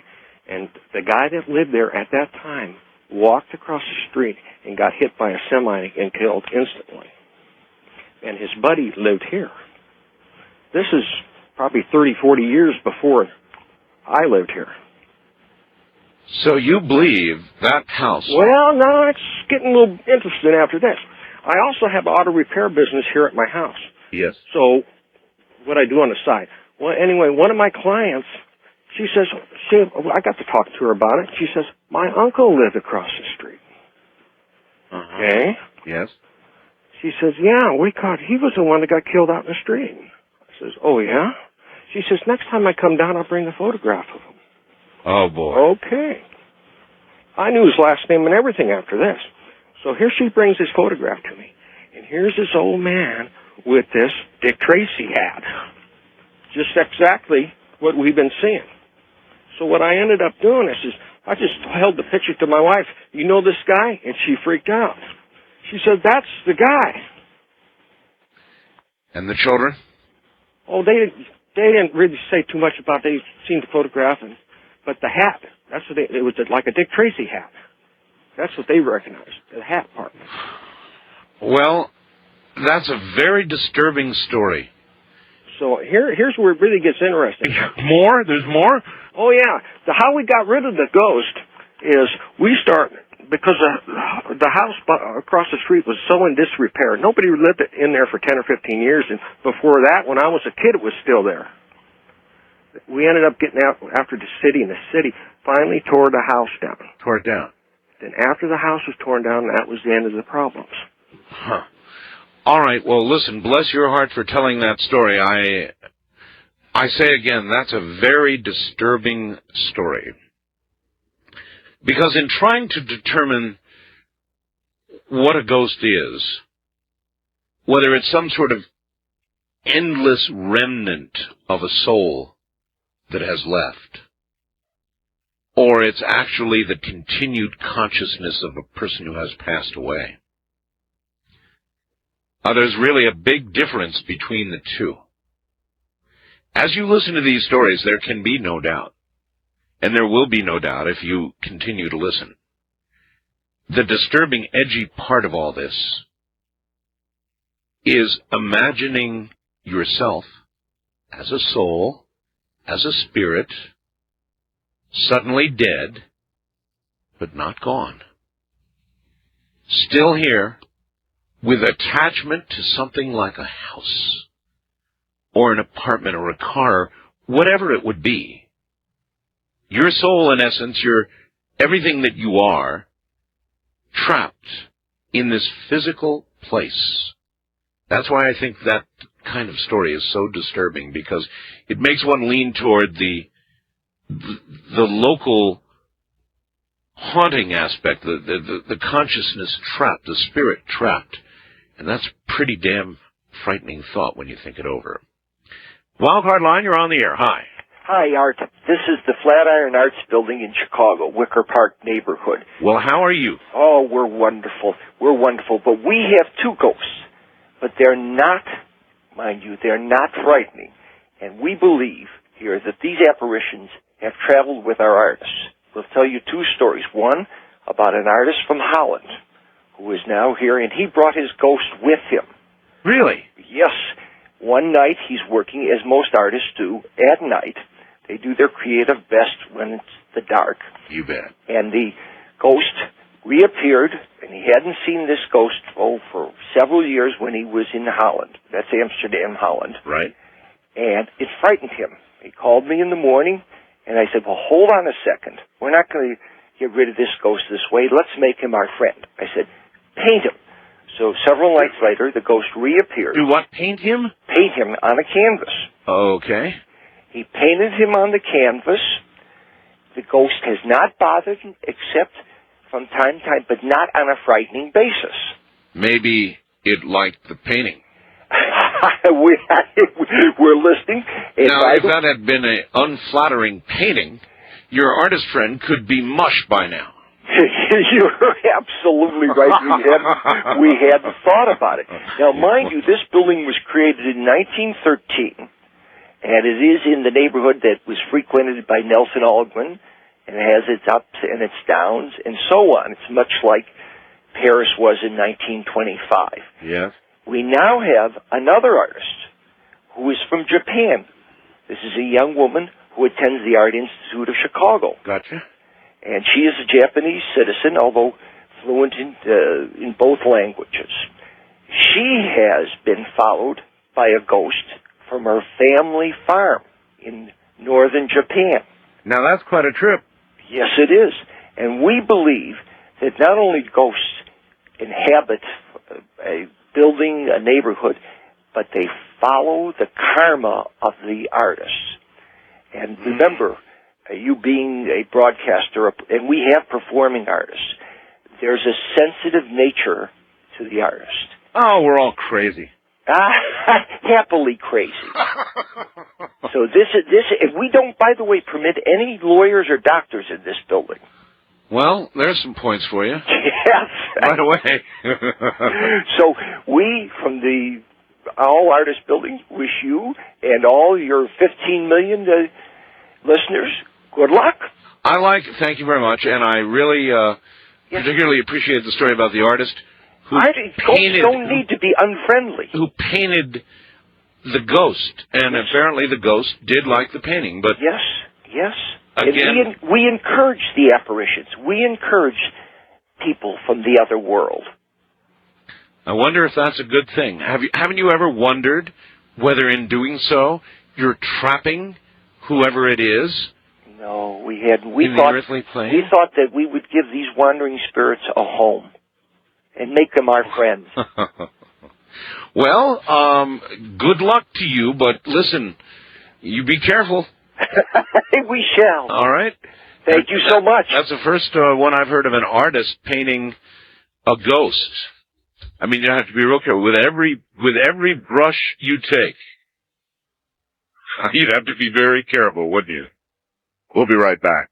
There's only one thing we're doing tonight: ghost stories all night long. This is known as Ghost to Ghost, And all we want from you are serious ghost stories.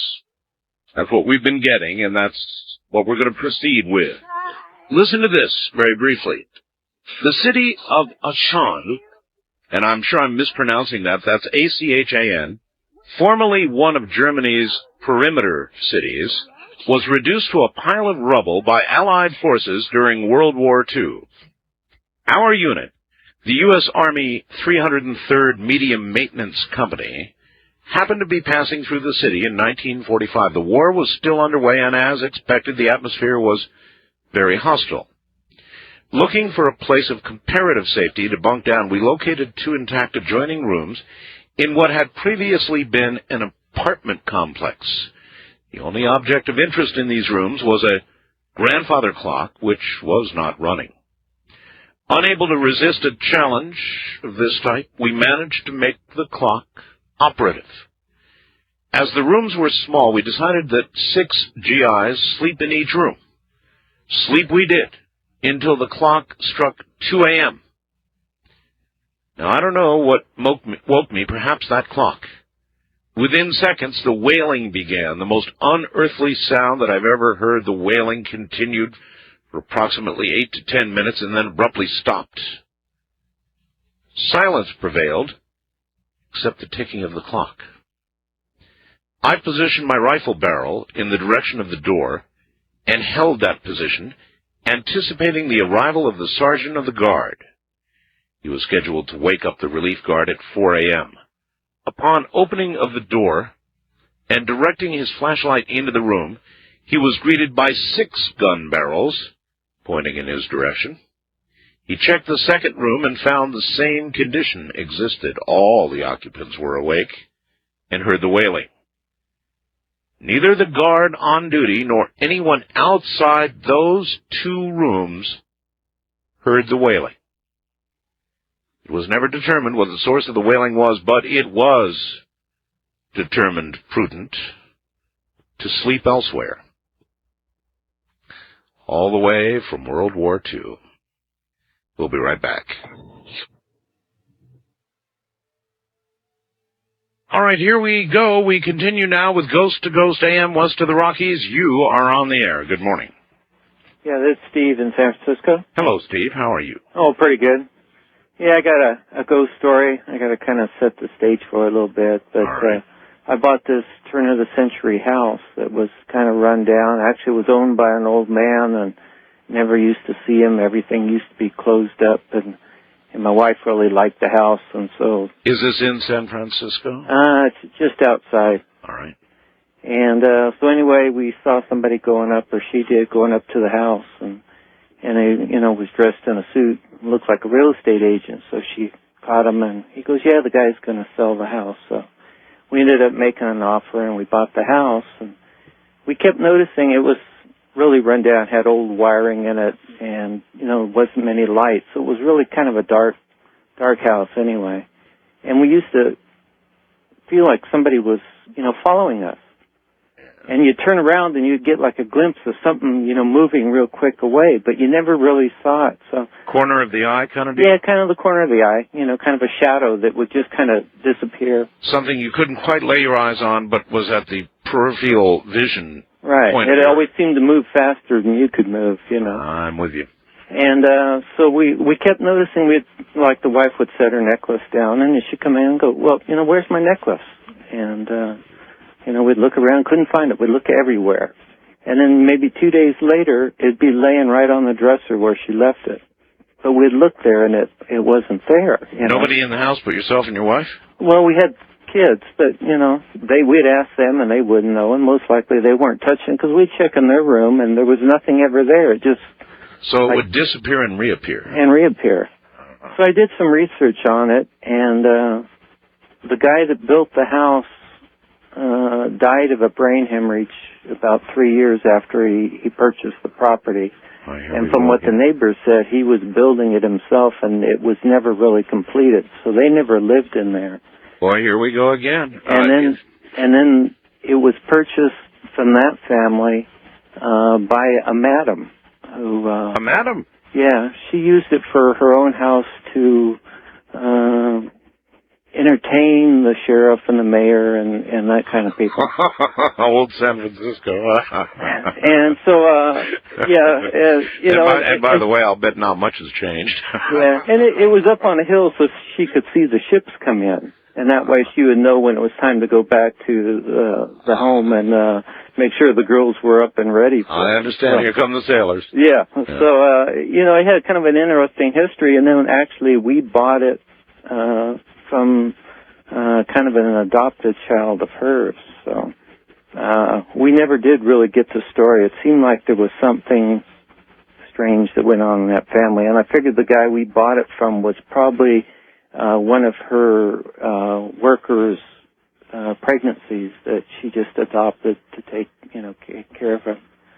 But anyway, we were going along, and you know, the ghosts never seemed to bother anybody. Things would disappear, but they always reappeared, and you know, it never, you know, really affected. By the way, that activity would be described more along the poltergeist line so far. Yeah, but I mean, you know, nothing.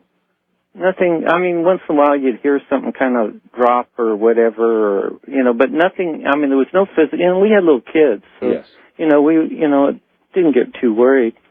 Anyway, there was one day, and we were sitting around in the front room, and I was sitting in a chair by the door, and there were 3 or 4 of my friends, and we were having a few beers and just sitting back and talking. It was a nice day, and we had a cat that was given to us by a friend of my wife's who got married, and her husband was allergic to cats, so they had to get rid of it. So we adopted this cat. Yeah. And it was a very unusual cat, kind of quiet, not wild like yours, but you know, it was an interesting cat, had a personality, you know. And so anyway, we were sitting there, and this cat come running up close to where I was sitting and sat down and looked up over my right shoulder, like it was looking at something there. It wasn't looking at me. Anyway, the front door opened. By itself? By itself. The cat ran out, and the door shut. Okay. And I was sitting by the door. There was no breeze, no wind, nothing. And I just kind of looked at that. I looked around, and everybody had just, like, quit talking. And they were all just, their mouths were kind of dropped, you know, hanging down. And I guess probably about 5-6 seconds went by before I finally said, "Did anybody see what I just saw?" And everybody goes, "Yeah," you know. And they go, "Well, it must have been the wind or something." I go, "I'm sitting right here." And anyway, the door was latched. Well, obviously the cat saw whatever it was. Yeah. Anyway, I got the coldest chill over my body. It was like, you know, you get that tingling feeling. Oh yes. Anyway, that was probably. Well, I have another one. No, that'll do. One per customer, and that's a beauty. Can I tell you something about your UFO observation? It's real quick. Well, no, actually not tonight. Right. This is Ghost to Ghost. Thank you very much. That was a really good story. There's a lot of animal stories. As I said, the webcam photo I've got up there right now. It's hard to explain to you. We have a wild cat, a feral cat. And inside this cat is nothing but Mr. Sweetness, but that's several layers down. The wildness in this cat is now there and will always be there. And if you look at the photograph I took just before airtime tonight on the webcam, you look at those eyes, there's no mistaking the wildness. A cat that lets me hold it in its arms, but there's no mistaking the wildness. Take a good look at those eyes. On the international line, you are on the air. Hello. Good evening, Art. Good evening. Where are you? This is Jean. I've been up in Victoria, British Columbia. Welcome to the program. Good to have you. Thank you very much. There's a house in town, Art, here in Victoria that my parents bought back in about 1941. Yes. And that house has 2 ghosts in it. One is my brother, and the other is my mother. Oh, my God. You know who they are? I know who they are. How do you know who they are? I mean, do you actually... I'm absolutely positive and without doubt, and I can tell you how. Please. In 1957, my brother Jim was killed in an accident. He was only 23, and he had been in the Army and a local police officer. And it was a very tragic thing, as you can well imagine. And as the years passed, he was sadly missed. And more years passed, and my mother became very, very ill. And in 1983, we lost her to cancer. So the house was sold. Right. Well, the new owners, after about 6 months or a year, contacted my sister and myself. Oh. Because there was somewhat odd things happening. And we went over there, and it was a young couple, and the father-in-law was helping with the renovations, because it was an old house. It needed a lot of work. How did they even find you? I have no idea. Okay. Probably through their realtor is the only thing I can think of. I would imagine. So anyway, my sister and I went over, and the gentleman's father was very upset, very, very agitated, and it was quite obvious that we weren't really welcome there. But the young couple, they took us down to the basement, and they had been seeing this image down there of a very tall young man with dark hair, but he had something shiny on his left breast, like a police badge. Oh, my. So, within the year, they sold the house. They got the hell out of there. They were very, very uncomfortable. So about 2 years passed. The next new owners of the house tracked us down. Really? Yep. And this was a very young, very pleasant brother and sister. Okay. Now, these two were ready with the teapot and the cookies. They were very, very interested in the history of the house, and, had there been problems while we lived there? Well, no, we hadn't. So again, we're down the basement, and they described the same image of a very tall young man, and my brother was 6'2½", in dark clothing with the shiny on the left breast and the cap on. So we're going, uh-huh. But in their case, when they renovated the kitchen, it was like the old V-joint with the heavy molding on the floor. Sure.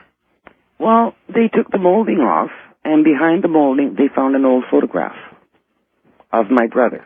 Oh, Lordy. In uniform. Let me guess. In uniform, yeah. You're right. And the other thing that was happening is they were sitting in the front room watching TV one night, and the rocking chair started to move, all by its lonesome. The rocking chair. The rocking chair.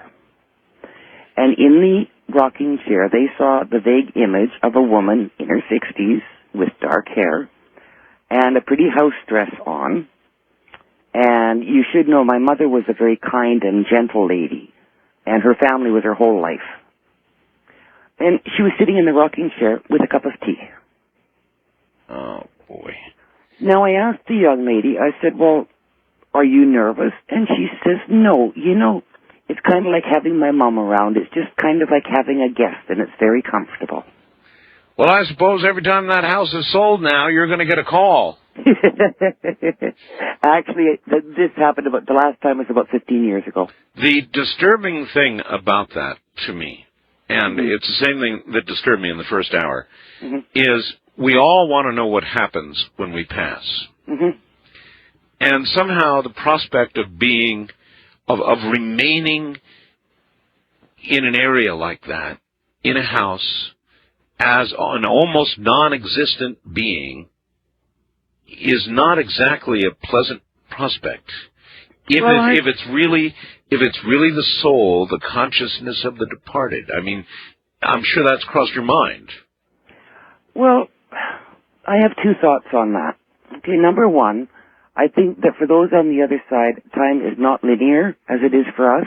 Yes. And it could well be that they're in an eternal now. Well, that's true. I hadn't thought about that. I really, really appreciate your call. Thank you. It's true. You've got to think about it a little bit. Certainly that caller could be correct. And it could be that something of the person's soul is left here on Earth, and something has moved on.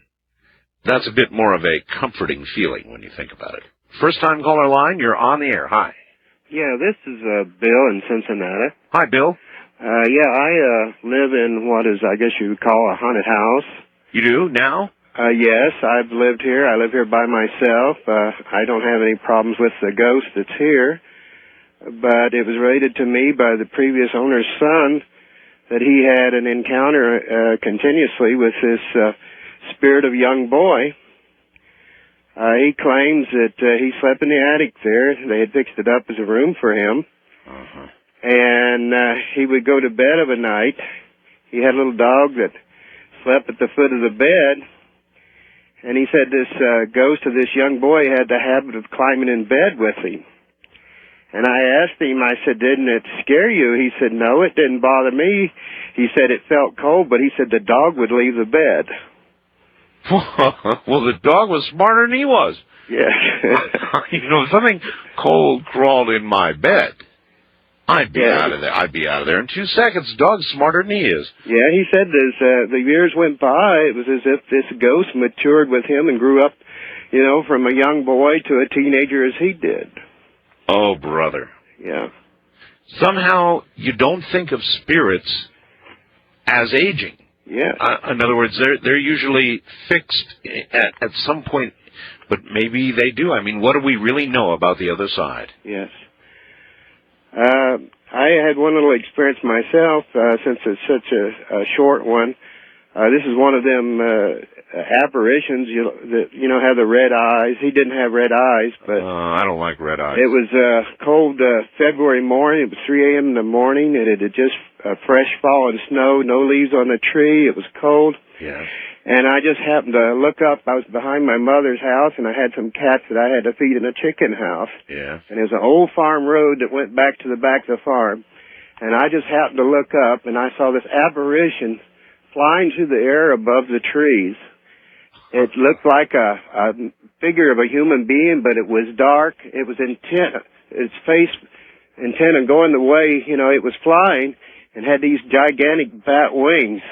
I didn't say holler anything at it, and it didn't look down at me, and I let it go on over. Good for you. Let it go on its way. The friendly skies or whatever. Yeah. All right. Thanks for the call. Yeah, and you have a good day. You take care. I've got a little story about a little boy here, too, that I want you to hear in a minute. This is Ghost to Ghost. Nothing but ghost stories all night long. I'm Art Bell. Stay right where you are. Good morning and welcome to Ghost AM. Nothing but ghost stories all night long. In a long series, many, many years now of doing these programs, I can tell you this. If you will listen through the night, by the time the night is over, you will have no doubt that the soul, the spirit, the consciousness survives death. The question, I think, is in what manner.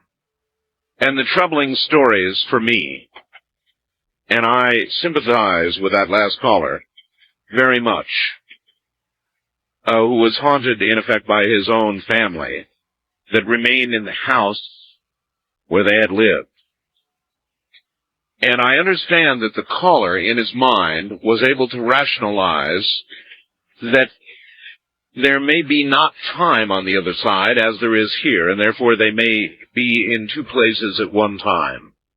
But I think the worrisome thing that we have to acknowledge is the possibility that we should take the reports at face value. And so certainly the possibility that these entities are in fact all that is of these people left, the soul, the consciousness, is in fact here on earth, is in fact trapped in a physical place, and a rather small one at that. You have to imagine that as one of the strong possibilities. Listen to this. My best friend was around 12 years old, growing up in Denver, and had a fight with his parents. He stormed off to his room screaming, "I hate you!"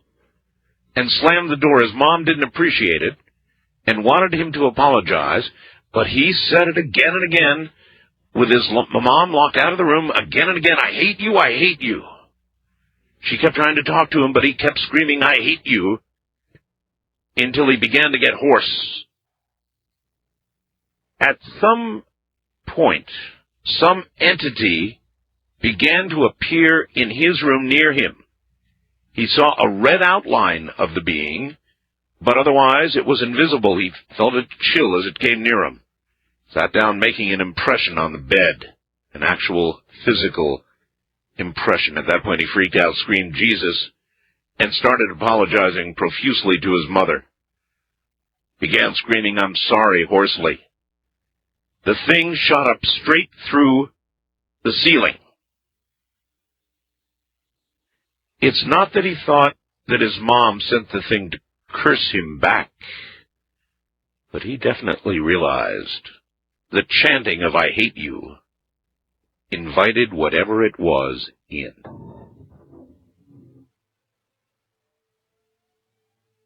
All right, strap in. Here we go again. First-time caller line, you're on the air. Where are you calling from, please? Hi, this is Joanne from Christopher. Well, hi, Joanne. Hi. What have I'm so you? thrilled. Glad to have you. What story do you have, Joanne? Okay, well, first let me tell you that I am usually a skeptic about everything. I've had spooky things happen to me in my lifetime, but I've always been able to chalk it up to a logical explanation. Sure. It's good to be a skeptic. Exactly. So this happened to me back in 1988 when I was still living in Chicago. I was a single mother and I had 2 children. Right. And I was living in this apartment, and at the time I was so poor I didn't even have living room furniture. I had a TV and a VCR and a chair, and I was able to put a few pictures on the wall and this oval clock. Okay, it was just a cheap plastic oval clock. Right, I've been there.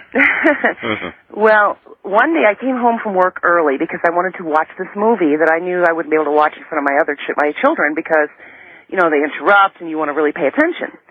So I came home early and I started watching this movie. And I kept checking the clock on the wall to make sure, you know, to see what time they'd be coming home. Sure. So, about toward the end of the movie, I heard this big, like, crash, not like a big crash in my living room, but like something had hit the floor. Right. So I turned around because the TV was in the corner, okay? So I had my back to basically the whole living room. Right. All right? So I turned around and I looked for, you know, what fell down, but I didn't see anything. So I thought, okay, maybe it's just me because, you know, when you have no furniture in a room, it's an echo. Sure. Okay, like a big sound. That's right. So I turned back to the TV and I keep watching the movie and then like maybe 3 minutes later I heard this like schnook against the wall. Snook? Like something coming up against the wall. Gotcha. Okay. So I'm like, this is weird. So I look around again and I look to my left and there's my oval clock on the floor. Oh. Now, I had been checking this clock for the last, say 2 hours of the movie. Now, what you have to understand is my living room at the time was like 14 feet long, hardwood floors. Right. That clock was on the opposite side of the wall. Okay? So I can only imagine that it's what was going on behind me, okay? Now, it would make logical sense that maybe it fell off the wall and it rolled across 14 feet to the other side of the wall. Wouldn't make sense to me. Because it's an oval clock. Oh, I see. You see what I'm saying? So I looked for every logical Yeah, but explanation. you would have heard that 6 ways from Sunday. I know, and it had a glass face. Yeah, there's no way you would have missed that. I mean, especially in a room like that with the echoing, no way. Exactly. That's what freaked me out. So then I'm sitting there thinking, okay, there's my clock on the floor. The kids are not home yet, and I'm not even done watching my movie, and I'm like, what the heck is going on? And that's what made me think, what was going on behind my back that whole time that I was watching this movie? Because you get a picture of this thing, you know, like floating behind you. Well, I'd say you're lucky it didn't land on you. No kidding, but at least, you know, at least it would have been more real to me, because I'd have loved to see it float. But of all the incidents that's ever happened to me, that's the only one I could never explain. Well, if you'd actually seen it, you might never have been the same. That's Well, one way to think about it. I'd have been thrilled because I like things like this, you know. Do you? Yes, I do. I love listening to your show. All right, well, then you're going to love this. Thank you. Listen to this. It's an animal ghost story. We get some of these. This is from Diane in Wheeling, Illinois. Several times a year, I take my German Shepherd Heidi with me to visit my mother in northern Wisconsin. On one of those visits, my mother had just acquired a dog named Jigs. It was a lovable and extremely gentle dog. It was almost as large as Heidi, but had a very muscular build. He had very short white hair and sort of resembled a large boar. Jigs loved Heidi immediately, but she did not return his admiration. He tried to be friendly, and always behaved like a gentleman. He was happy to just be allowed to sit next to her or follow her. Through the years and many visits, Heidi gradually became more friendly toward Jiggs, and it was obvious that he was thrilled. One night, in late summer, not too long after a visit, I got into bed to go to sleep. Heidi was already in her place with her head on the pillow. I had just drifted into that twilight sleep when something awakened me. I sat up, I looked at the top of the wall, and I saw a huge white mist appear, and saw it was in the shape of Jiggs.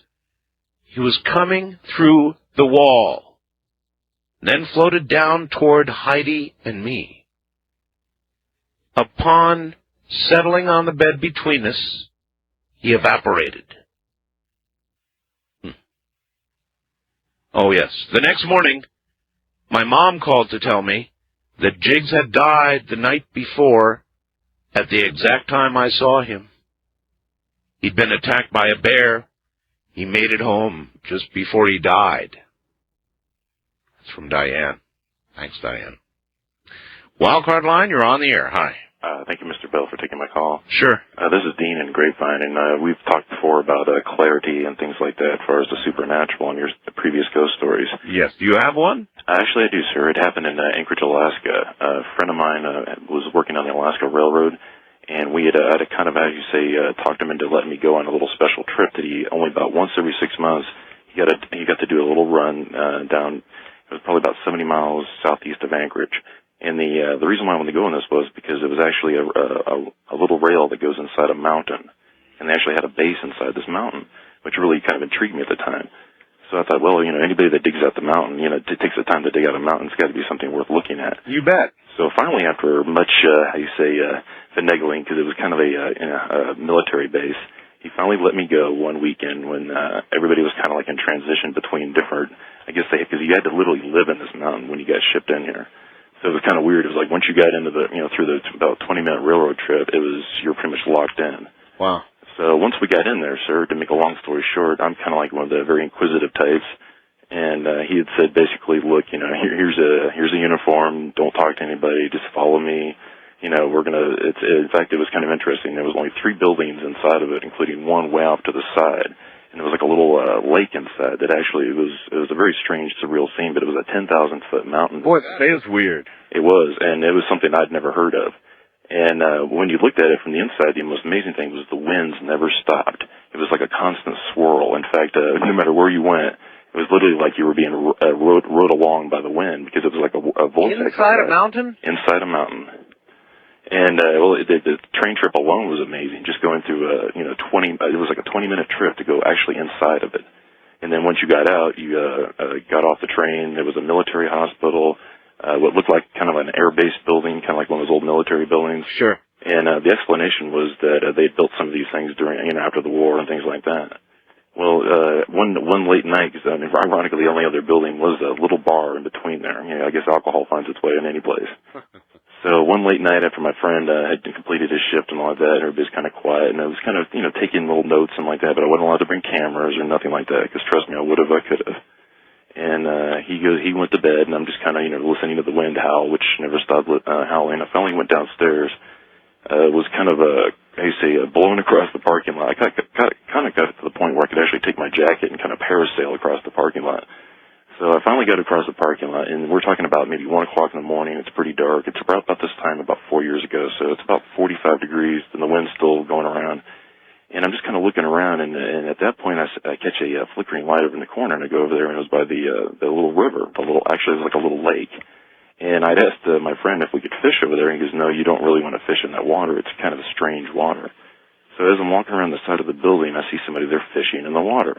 I'm thinking, okay, this is strange. 1 o'clock in the morning, maybe he's bored.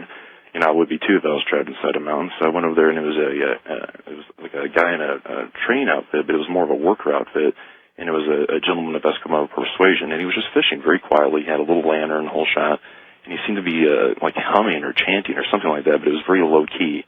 So I walked up very quietly to him, and I think he noticed and he finally looked around at me and didn't really acknowledge me, but went back to his fishing. So I kind of walked up a little nearer, and finally I was about 3 feet away from him. I went, sir, I'm sorry to bother you, but are you catching anything in here? and he looks around at me, and he looks like past me, almost through me, and he looks up. And I'm like going, okay, why is he looking behind me? And I turn around, and I'm like looking up, and I'm looking at the inside of the mountain, and it's kind of neat the way the lights kind of shimmer out the inside of the snow and like that. Right. But as I'm looking up, I catch this little, like, almost like a little kind of a red light, but I'm not quite sure what I'm seeing. And all of a sudden, Art, it was the strangest noise you ever heard. It was like almost a compression sound, but what it was an actual vehicle. Somehow it was, not to say your black triangle kind of thing, it was a black triangle vehicle. And sir, the most amazing thing was it goes from a ghost story to a UFO story, because when I turned around, he's gone. I'm like, wait a minute. All of this inside a mountain. Exactly. So as I'm looking up, and I'm thinking, what am I looking at here? And the most amazing thing was it wasn't shifting anything on the side of the mountain as far as the snow. Yeah. There was nothing as far as a rumble. There was nothing. It was just almost a compression, and I almost felt like myself getting lifted up. And I look back, and there's no rod, there's no reel, there's nothing.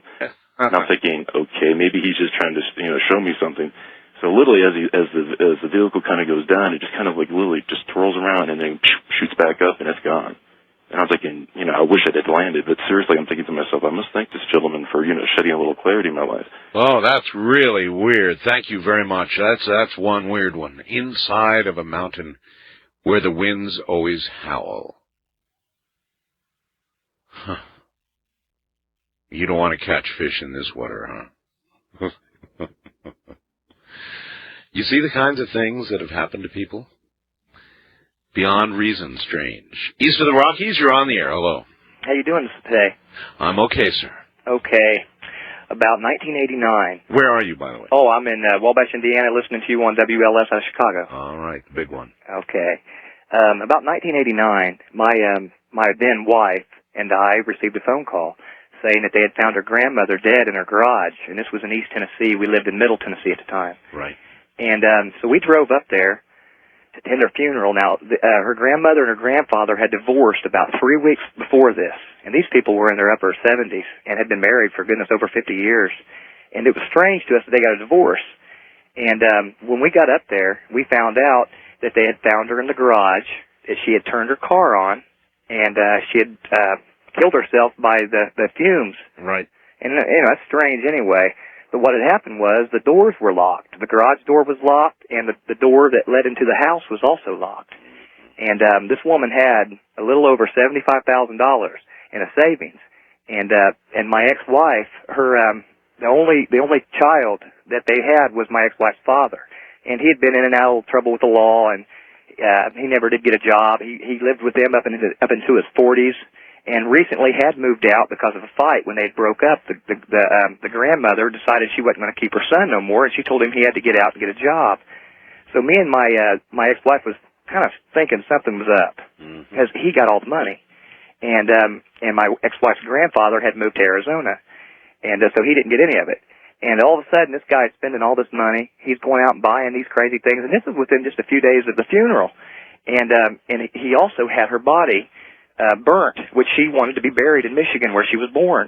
And we were all upset over this, and we tried to stop it, but we couldn't because he had all the rights to do this. And I'll tell you what happened. We stayed for 2 weeks up there, and when we come back home, back to Middle Tennessee, all kinds of strange, weird things started happening in the home we were living in at the time. First, our children were telling us that something was coming in and out of our bedroom, and they were small, and we didn't think anything of it. And then my wife told me that I worked the third, and she told me that all through the night she'd be sitting on the couch and she'd see these little shadows out of the corner of her eye. Oh, yes.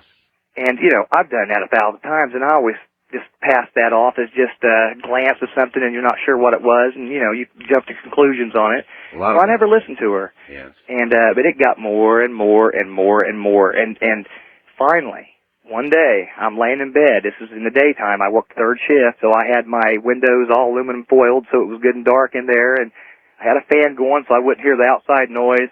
Yep. I've been in bed probably about, I guess, maybe 10 minutes, and I wasn't asleep yet. And my bed started trembling, like what it would tremble as if a large truck had drove by. Yes. I sat up in my bed. I'm thinking, this is weird. And it keeps on trembling. So I get up out of my bed. I go to the door. As soon as I open the door and light comes in the room, the bed stops. I'm thinking, okay, this something caused it. It's nothing. It's not a big deal. Mm-hmm. So I go back to bed, turn the light out. I'm laying there 15, maybe 16 minutes, just about getting to the point of being tired. It's pitch dark in here. All of a sudden, I get really cold. And I feel somebody, literally, and this is, I mean, literally feel somebody move the hair away from my ear. Oh, man. Set, and I'm being honest, and set on the bed. Yes. You know, when somebody sits on the bed, you can feel it.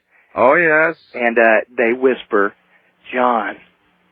And I'm like, you know, I said, Angie? And that was my wife's name.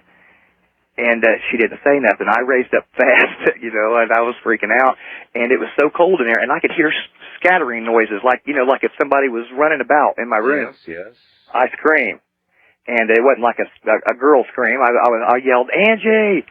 And I guess a minute or two after I had yelled that 2 or 3 times, she come rushing in and opened the door, and she's like, what's the matter with you?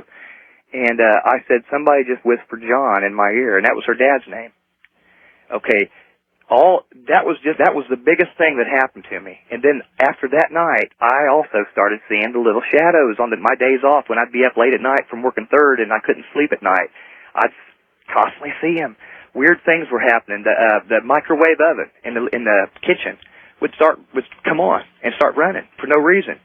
And, you know, my father would say, oh, well, it's just microwave. Who knows, electrical problems could cause that or whatever. Nobody wanted to listen to us. And it would get cold. And I started seeing the shadows. The kids kept complaining of it. Angie had said that the bed would tremble on her. I felt it several times. This all went on for almost a year without stopping, to the point where we had a friend over who was staying with us at the time. She went back to where she was living because she said she couldn't sleep there, because she said she'd have too many bad dreams and weird things happen to her at night that she couldn't explain, like, you know, like somebody was watching her. We're coming up on a break here. Okay, I'm going to finish it then. Well, what happened was we ended up finding out that there was a possibility that John might have done something. The police had been investigating him, and we didn't know it. They didn't tell us. It was secret. And what happened was he got killed in an accident. He drove into the fog, and he ended up running into a truck head-on and died. The day that we got a call saying that he had died that morning, everything stopped. I've got you. And I believe that she was telling me that John killed her. I've got you. Thanks for the call, sir. Hey, you're welcome. Bye. Whew. It is indeed, actually, it's Ghost to Ghost AM with Art Bell this night. And all we're doing is telling ghost stories, and the only rule is no goodbyes. I'm not good at them anyway and don't like them. So it's Ghost to Ghost all night long. We'll get right back to it.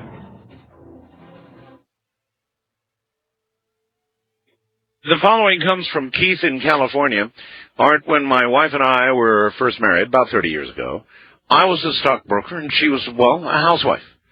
We purchased a new home in a housing tract that was built upon an old horse ranch in the northwest side of the San Fernando Valley in Southern California. Well, I always thought there was something not quite right about the house in the area, but didn't give it a lot of thought. You know, an always here or there for no reason. Well, one night around 10 o'clock, my wife and I went to bed. She was wearing a purple flannel outfit, nothing unusual. Just another night in the valley. We'd been there for about 20 minutes. I'd not yet quite fallen asleep, just, you know, sort of in and out of the twilight zone, thinking about that day's events. I looked over at the bathroom, 10 feet away. The door was open, and the nightlight was on. There, at the bathroom door, my wife was standing. I was a bit surprised and asked her, "What are you doing up?" She said, "Huh?" And it was evident by her response that she was in the bed next to me. As soon as she said, "Huh," the image standing at the door vanished. Thanks, Keith. West of the Rockies, you're on the air. Hello, Art. Hello. This is Everett from Oregon. Listen to you on 1190 KX. Ah, yes, the powerhouse in Portland. Yeah. I gotta set this story up. I'm a little nervous. It's the first time I ever talked to anybody on the radio. All right, well, just take a good deep breath and tell us like it is. Okay. Or was. Okay, me and my sisters and my parents all lived in this house in Milwaukee, Oregon. And my oldest sister Karen lived up, well, she slept up in the attic. And she kept on hearing, like, at nighttime she'd hear scratching and, like, growling noises. Growling? Growling noises. Scratching, maybe mice, maybe rats. Growling, not good. Yeah, so she kept on complaining about it to my parents, so they moved her downstairs with us. And then one night, I woke up and I was scared to go to the bathroom by myself because I was only like 5 or 6 years old. And so I woke up my middle sister. She's like, you know, in age group, middle, okay. And asked her if she'd help me go to the bathroom. You know, walk me to the bathroom. So we walked down the hall, and you had to get your sister was how old? She was I don't even know. I was 5 or 6, so she must have been 8 or 9. And you had to get your sister to help you to the bathroom? Well, yeah, because I was scared. I was always scared of the dark when I was younger. All right. Okay, so we're walking down the hall to the bathroom, and we look out into the living room because there's a doorway, and the couch goes sliding across the living room. What? The couch goes sliding across the living room. While you're watching it? Yes, and this huge hand, looks like King Kong's hand, comes out from behind it. Oh, man. And it starts, like, moving towards us, so we run back to the room, you know? And I jump in my bed, and I throw the covers over my head, and I sit there for, I don't know even how long. And Are you sure now that this was not your bladder preparing to explode? It's possible. I don't know. I mean... My sister saw it, too, so I don't know. Doesn't sound like it. All right, so you ran back to the bedroom. Yeah. That's what I would have done, yes. And I pull up, after I don't even know how long, I pull the covers up, and I see this thing, and there's no way, with the size that it was, it could have passed through the doorway, but it was hovering over us, you know? And then it just seemed to go away, and I must have waited for like 2 or 3 hours. And then I was like, I have got to go to the bathroom, you know? And so I got my sister to help me go back, you know, to walk me again, and we got to the bathroom this time. Yes. And I don't mean to laugh. I'm sorry. That's okay, I know. But, okay, so then when we were walking back, the door handle to going up to the attic was rattling. And the door was, God. There's a whole bunch of stuff with this house, but that was the big one. Oh, that's a big one, all right. So it was basically, it was a hand after you. Yeah, it was gigantic. Like it looked like King Kong's hand. It filled up the whole living room. And the next morning, the couch was moved out a little bit, but it wasn't like thrown across the living room like it was. So.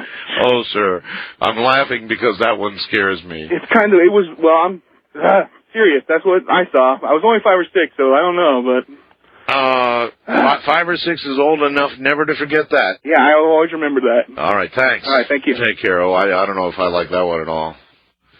A giant hand moving this couch, sliding it fast across the floor, and then chasing you into the bedroom. And your already swollen bladder, you fling yourself into bed as you know you would, right? I would. And there's the hand above the bed. International line, you're on the air. Hello. Hi, Art. It's Elizabeth in Oshawa. Oshawa? Yes, Ontario. Ontario. Just east of Toronto. Very welcome. Listen, you know that computer of yours, when it went belly up, it actually hissed. I could hear it. Well, you know what? Actually, I tell you, my computer has screwed up before, and half the time it's been cockpit error. It's been me. This time, no way. In the mode that it was in, it could have only done one thing. I had one command into it, and that was to do a stinger, that revolting little sound that we're forced to play. Yes. And it could not have done what it did, but it did it. These kinds of things happen during these shows, and I'm getting used to it. Anyway. That's what makes it fun. Anyway, you go right ahead. Well, and listen, just quickly, while you were telling that dog story, yes, as the ghost was disappearing, dissipating, yes, I have a dingo, and he came in from the other room, smiled up at me, put his tongue on the phone, right on the mouthpiece. Put his tongue on the mouthpiece of the phone? Yeah, while you were talking about that dog, and he was smiling, he has a smile, and then he just settled right down, and he's sleeping. And a dingo, that's from Australia, isn't it? Yeah, he's a cattle dog. He's partly German Shepherd, and he's just gorgeous. His radar ears. Well, maybe he just appreciated that story. Well, I don't know. He's kind of psychic. He comes when I think about him. So he gave us a little tongue, that's all. Yeah, yeah. He was just kissing the phone. I hear you. Well, listen, I got a funny story for you. You were talking about people, artists being night people and so on. Well, I'm one of those, and I'm also an actual clairvoyant medium. And for many years, I couldn't just figure out what to do with all this. So I took myself to a little spiritualist church in Toronto that had been there for many years. And I was pretty skeptical about the whole deal, but I needed to find out what this was going on with me. Yeah. So during the service, a guest medium, that was a very nice elderly lady, she didn't know me from Adam, but she came over to me and put her hand on my shoulder, and she said, "My dear, I have a message from an aunt, a vibration aunt." And she said, her name is Bert, and she kind of thought that was odd for a lady. And then she said, "Oh, it's Bertha. Did you have an aunt you called Bert?" And I said, "That's right." Well, she says to tell you, my dear, that the tears you've shed for so long will soon be over. And that was the end of the message. And I kind of had an idea what she was talking about, but I wasn't sure. And so on my way home, I was in the subway and waiting on the platform, and I was just wandering around. Suddenly something made me turn around. And hanging in the air was like more than life size, and it was my aunt's ex-husband who was deceased. In the middle of the air. Yeah, like clairvoyant. It was just like a big TV screen, superimposed. Yes. Hanging. I see things like that quite often, but it always startles me. And there he is, hanging in the air, just from his arms up, and he had them folded, and he was smoking this big cigar, and which was usual for him. But I couldn't figure out, well, what the heck am I seeing Uncle Jack for, And so I puzzled all the way home, and that thought just stayed with me. I could actually still see it in my mind. Sure. Anyway, a few weeks later, I was at work. The phone rang, and it was my mother to tell me that my aunt that lived with her sister, had been a nurse for many, many years, and she had fallen, and she had broken her hip, but she wouldn't let her call an ambulance. So I had to rush up to the house and get the ambulance and go through all that and get her in the hospital. Well, she survived that, but she died of pneumonia. So a few weeks after that was all over, I was in my apartment, and I was standing at the kitchen sink, and all of a sudden, you know how you get that little feeling on the back of your neck that you should turn around, there's somebody looking at you? Of course, it's an unmistakable feeling. Yeah, it's just like somebody taps you on the neck mentally. And? And I turned around, and the same thing, my uncle and my aunt were together, and they were just hanging in the air, smiling. The funny part is my aunt had on her old nursing cap and her blue nursing cape that she hadn't worn that for years.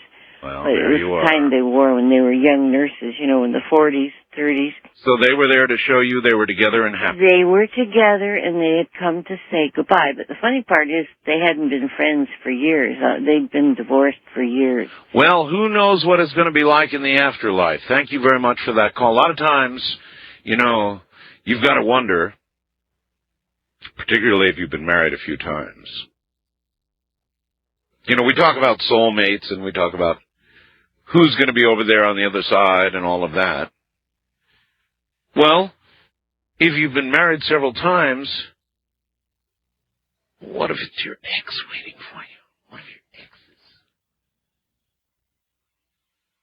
is... You have a little thought. I mean, everybody always, the current relationship, right, is the one that you certainly imagine would be waiting for you on the other side, should you die at this time. But it may not be that way. It may be your hellish shrew of an ex is over there waiting for you. But then that couldn't be heaven, could it?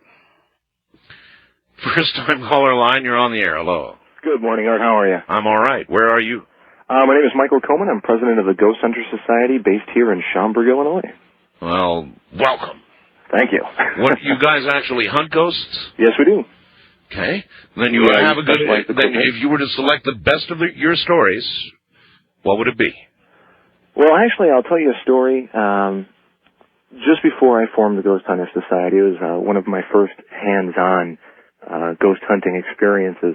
Now, my family's been riddled with ghost stories, and I've experienced some weird things in my time, but this particular story took place in the northwest suburbs at the time it was a restaurant. Unfortunately, I can't divulge where that is. That's fine. But I happen to know the night manager there. And he invited us over. We didn't know why.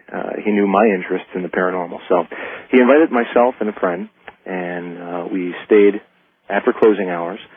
And he proceeded to tell me that strange things were going on in this restaurant. For instance, some of the wait staff were feeling pushes and pinches, turning around, and no one was there. Pinches. Temperature would fluctuate. Computers, oddly enough, just like yours, would go a little haywire. The chandelier in the grand ballroom would start swinging back and forth on its own. And one of the oddest things that occurred at this establishment was an elevator. Now, it just seems like a normal elevator, but this elevator would travel between floors, up and down, only at night. I had a hard time believing it. So I had him take us on a small tour of the basement area, places that normal customers didn't have access to. And we walked around, and he showed us the elevator shaft. Now, mind you, there were only 4 of us in this restaurant. Himself, his assistant manager, myself, and my friend Scott. Right. We are all downstairs in the basement. He shows us the small wine cellar, which is right next to the elevator shaft service area. Yes. He opens up the service area shaft, and we all step inside, and he goes, "Look how small this is." As soon as he says that, the elevator starts coming down on top of us. Now, no one else. Oh, man, that's like, it's been my horror. That's one of those things, along with falling in a crack in the earth, that I've always had this, to imagine an elevator coming down on top of you is like the biggest horror, next to falling in a crack in the ground, I could even think of. To get crushed, to get mushed by an elevator coming down when you could... Listen, now, you want to hold it right there, and we'll let you finish up the story after the break. Stay right where you are.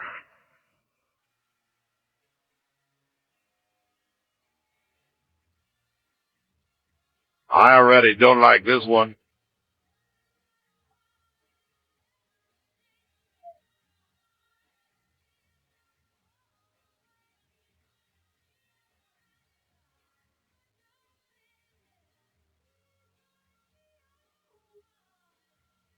To get crushed, to get mushed by an elevator coming down when you could... Listen, now, you want to hold it right there, and we'll let you finish up the story after the break. Stay right where you are.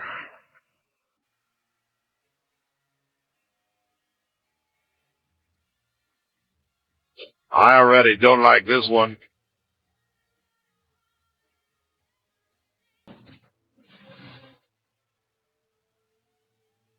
All right, well, I already hate this story, but here we go back to it. Elevator coming down.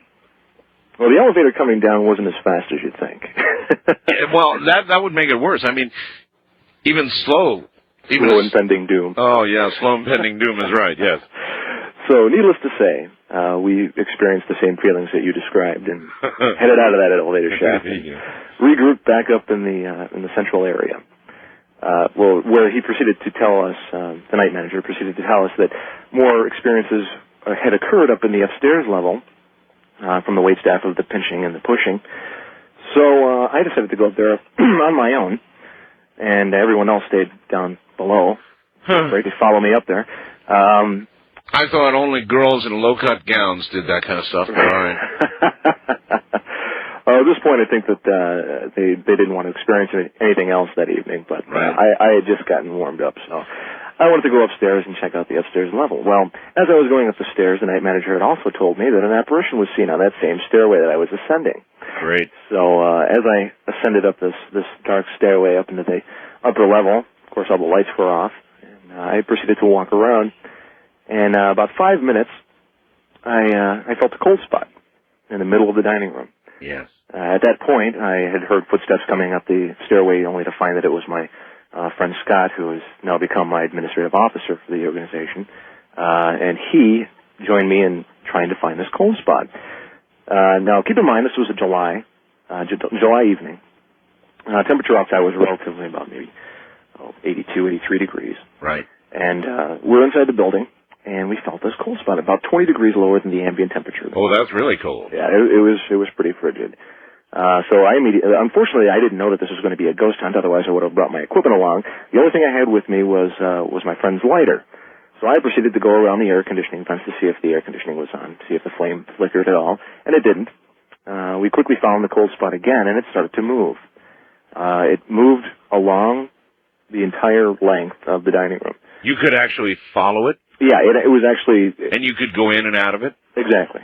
It wasn't like a force pushing type of a feeling, but you would feel it, and then it would almost pass through you, and then you'd pick it up again. I understand. So we followed it back, and I was on one side of it, my friend Scott was on the other, and I had stopped against, it pushed me, well not pushed, but had backed us up to a wall. My back was facing the wall, my friend Scott was facing me. Yeah. Then I see my friend Scott's eyes just light up and look behind me.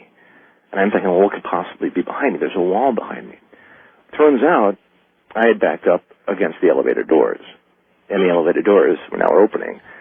And oh, my God, you were about to walk backwards into the... Oh, my. Well, the elevator was there. It was there. But previously, it was on the lower floor. Because it had descended down upon us. So now this elevator we had proof that it had actually moved between floors at night by itself. Yes. And I rode the elevator down while my friend Scott did not. He went down the stairway. You got on the damn thing? Oh, yeah. Well, it's no wonder you're in the business now, because none of us would do any of that junk.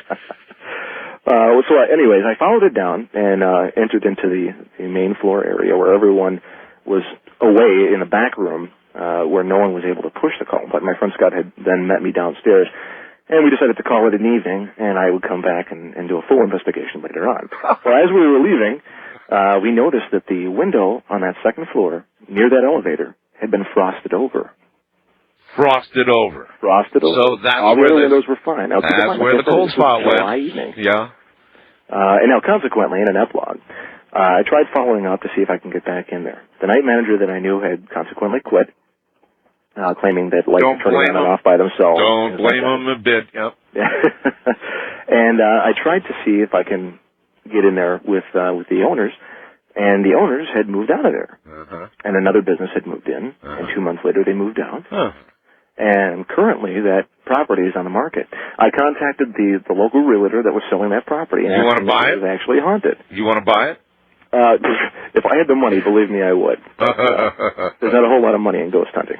Well, I wonder if they're going to be required to notify the people who do buy it what's going on. That I don't know. There's laws about that. I know that you should tell somebody if there was a death that had occurred in a property, you should tell them that it had occurred, although I don't know what the statute of limitations. There are laws about ghosts as well in many states. Oh, yeah. All right, sir, I appreciate the call, and lots of luck to you ghost hunting. But I guess you've got the personality for it, based on what I just heard. I never would have done any of that. Wail of the Dead. Has anybody ever heard of Wail of the Dead? Dear Art, it was a sunny afternoon in northern Marin County, California, the day that my grandmother died.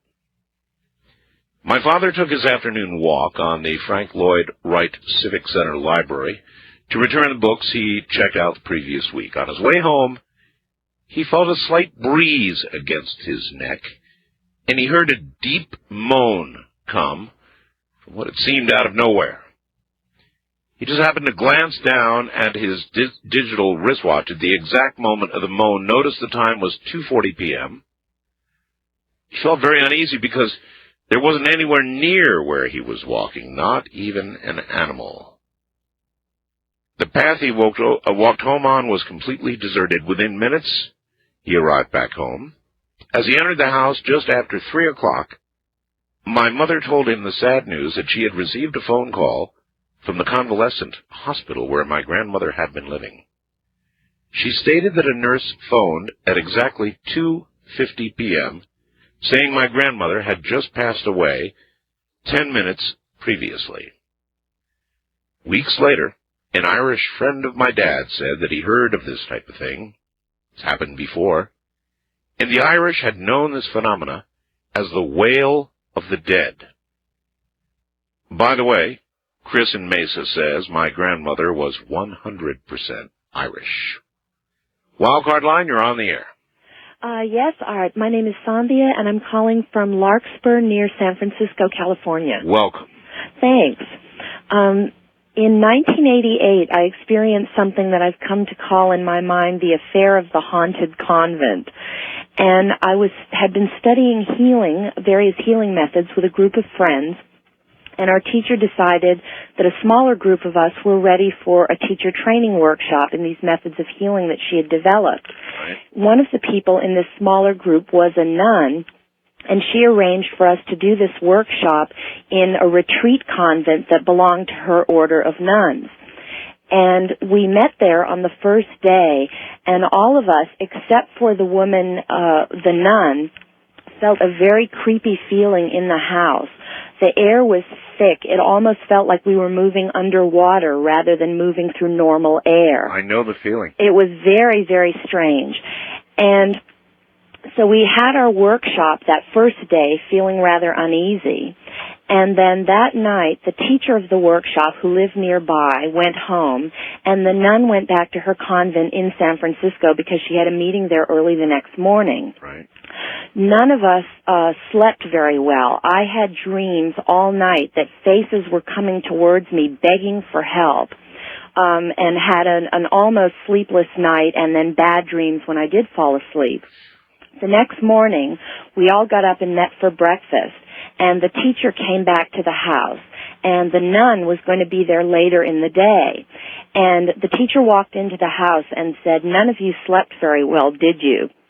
And we all agreed, and she had tuned into us during the night, and she had had very disturbing dreams as well. We compared notes. We had all had basically the same dreams of these faces coming towards us and begging to be set free. Oh, brother. Yeah. And we decided that we felt that whatever the spirits were in this place, that we couldn't really banish them, but we felt that they belonged to the land there. But we decided to do a kind of ceremony to ask permission whether we could stay and continue the workshop. That really bothers me, and I'm hearing it again and again and again tonight, that the spirits, or whatever they are, appear to be attached to geographic locations, very narrow ones at that. Mm-hmm. But in your case, many faces begging for help. Well, what I saw, it was faces of all the nuns who had stayed on that property over the years. Well, you wouldn't think nuns would be trapped.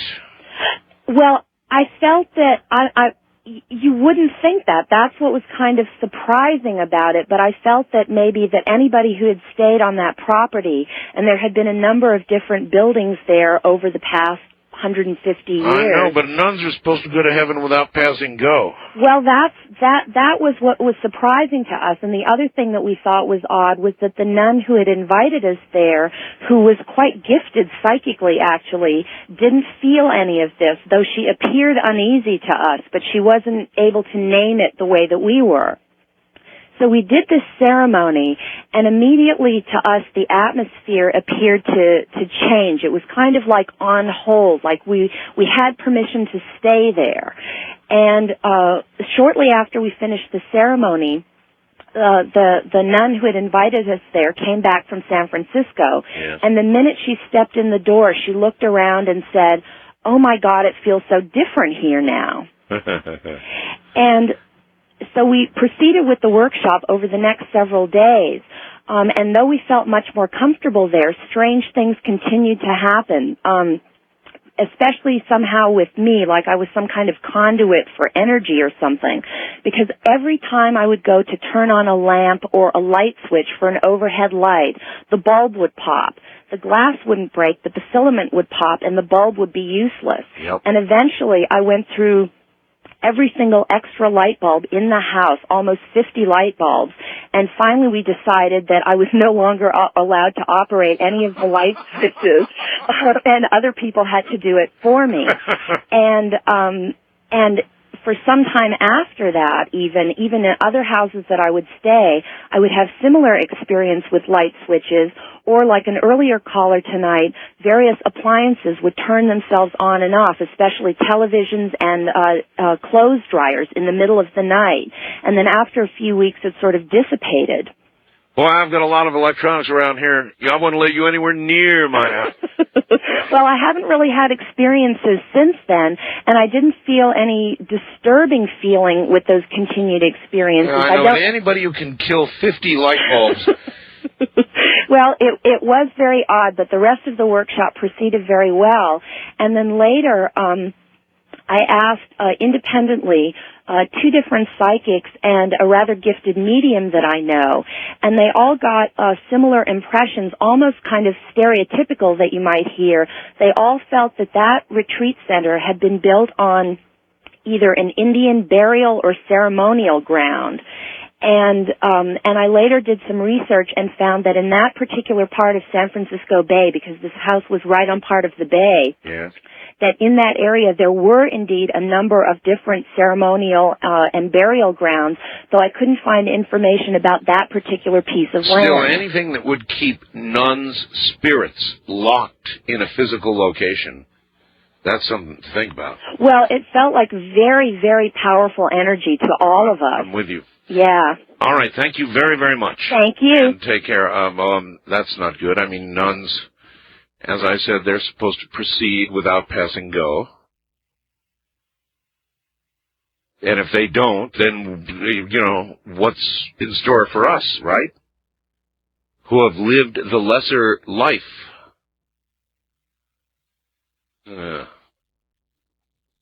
East of the Rockies, you're on the air. Hello. Hi. Hi. Hey, Art. I want to say I love the show. Thank you. I can barely hear you. How's it? A little better. Okay. Where are you? I'm in Pearl, Mississippi. My name's Stephen. Okay, Stephen. Well, about the end of last summer, some friends of mine and I were spending the night at our church. I guess being in the Bible Belt, you know, church is an essential part of our social life, you know. Sure. And it was about the middle of the night, and the youngest of us, who was probably about 10 at the time, decided he wanted to get a Coke. And all the lights in the church, except for the classroom that we were in, were turned off. And so I, being the oldest, was volunteered into going to get the Coke. Of course. And so I go to open the door, and I get the creepy feeling, you know, like the last caller was talking about, that you know, something's not right. And so I grab the nearest thing that I can find, and it's a wooden cross, and I walk to another classroom to get the Coke. And I stopped dead in my tracks because I hit a cold spot. And I've been having experiences like this since I was about 9 years old. So I cold spot in a church. Pardon? In a church. In a church. Okay. Of all places. And so I called two of the others to come, you know, check this out, see if they felt what I felt, and they felt it. And so I grabbed a golf club because one of my friends had brought his golf clubs. I haven't the slightest idea why, but I grabbed one of those. Not that I could do anything with it if a ghost came at me, you know. Has it later occurred to you that a golf club versus a spirit? My point exactly. I have the slightest idea why I did it. It's like bringing a knife to a gunfight, but really? All right, go ahead. And so we proceeded to go down the hallway, and the youngest one, he stopped, and then the next one stopped, and I looked at them, and I couldn't figure out what it was, and they had just turned pale as sheets, and I turned to see what they were looking at, and there was a woman in the hallway, and there were a half dozen of us, and we were all, you know... Was she fully manifested, in other words, fully in the physical, or... No, she was definitely there. We could see her, we couldn't see through her, and she was, you know, shining. Shining. And, yes, and so we had, you know... You didn't yell for and take a swing, did you? No, okay. I don't think so. No, we all turned heel and ran for our freaking lives, you know.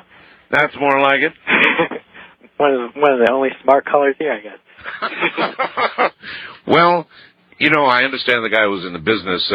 He would go investigate, obviously. He was very curious. But for everybody else, I'd turn tail, right. I'm with you, and I'd run, and that's what you did. Right, and so I get back into the classroom, and we're trying to tell the other guys, and they're all skeptical about it.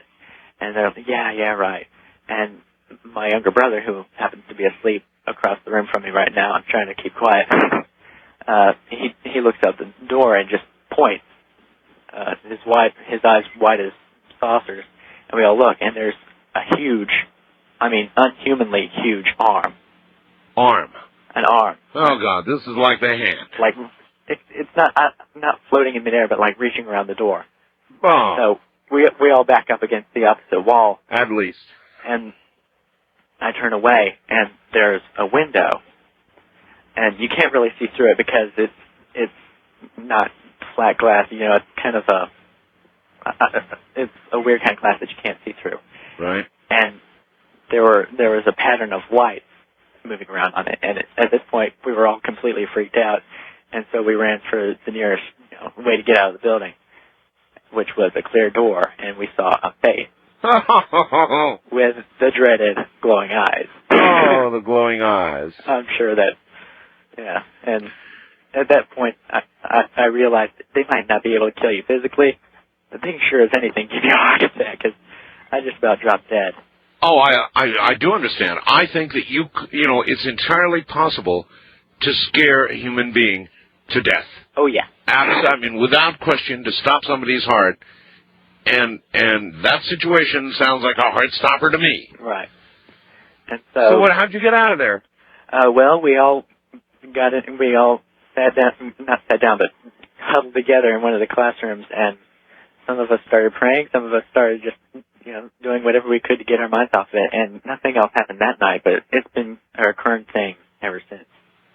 Well, this is beginning to bother me. You just told me a story about a church, a pretty terrible story, and the caller before was telling me about nuns being trapped in this place, begging to be released. What do these things tell us about the afterlife? Maybe nothing we want to hear. That's very true. Oh, brother. I don't think that these were dead people, though. I think it was, angelic and demonic beings, whether going against each other or, the angelic beings trying to protect us. I have the foggiest idea. Maybe some kind of war going on in there. Very possibly. That's the prevailing theory among the few of us. I'm the only person who's even ever actually told anybody about it. I presume it is something that you will never forget for the rest of your life. I don't think so. I don't either. And by the way, your portable phone's battery is about to give out. It is. It's a good thing you got your whole story in. All right, my friend. Thank you very much for the call. You too. You take care. That was a little much. A giant arm following you about, glowing eyes, a face, and all of that in a church. And that followed the story about the nuns, spirits, trapped, all of them. I'm Art Bell, and this is Coast to Coast AM, or more likely, Ghost to Ghost AM. Ghost stories all night long, that's what we're doing. So if you have a really good one up in the class you've been hearing tonight, we're all ears.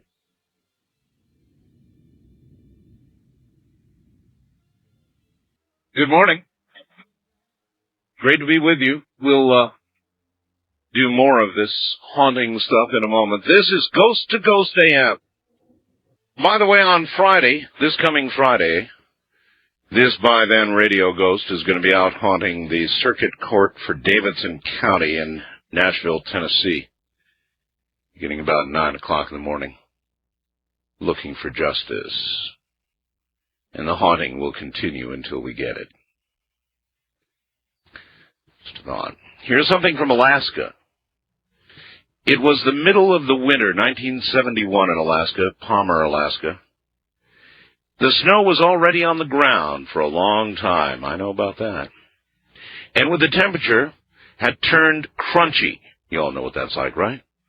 With the cold, the occasional wind polishing the top layers of snow. On this night, the moon was full. Visibility was good due to clear skies. One of my household chores was to take out the trash. My little note, I still do that, by the way. Tonight was the night to do it. Our family lived in an apartment complex nestled in the woods. Then the city wasn't as big as today, so it was still rustic,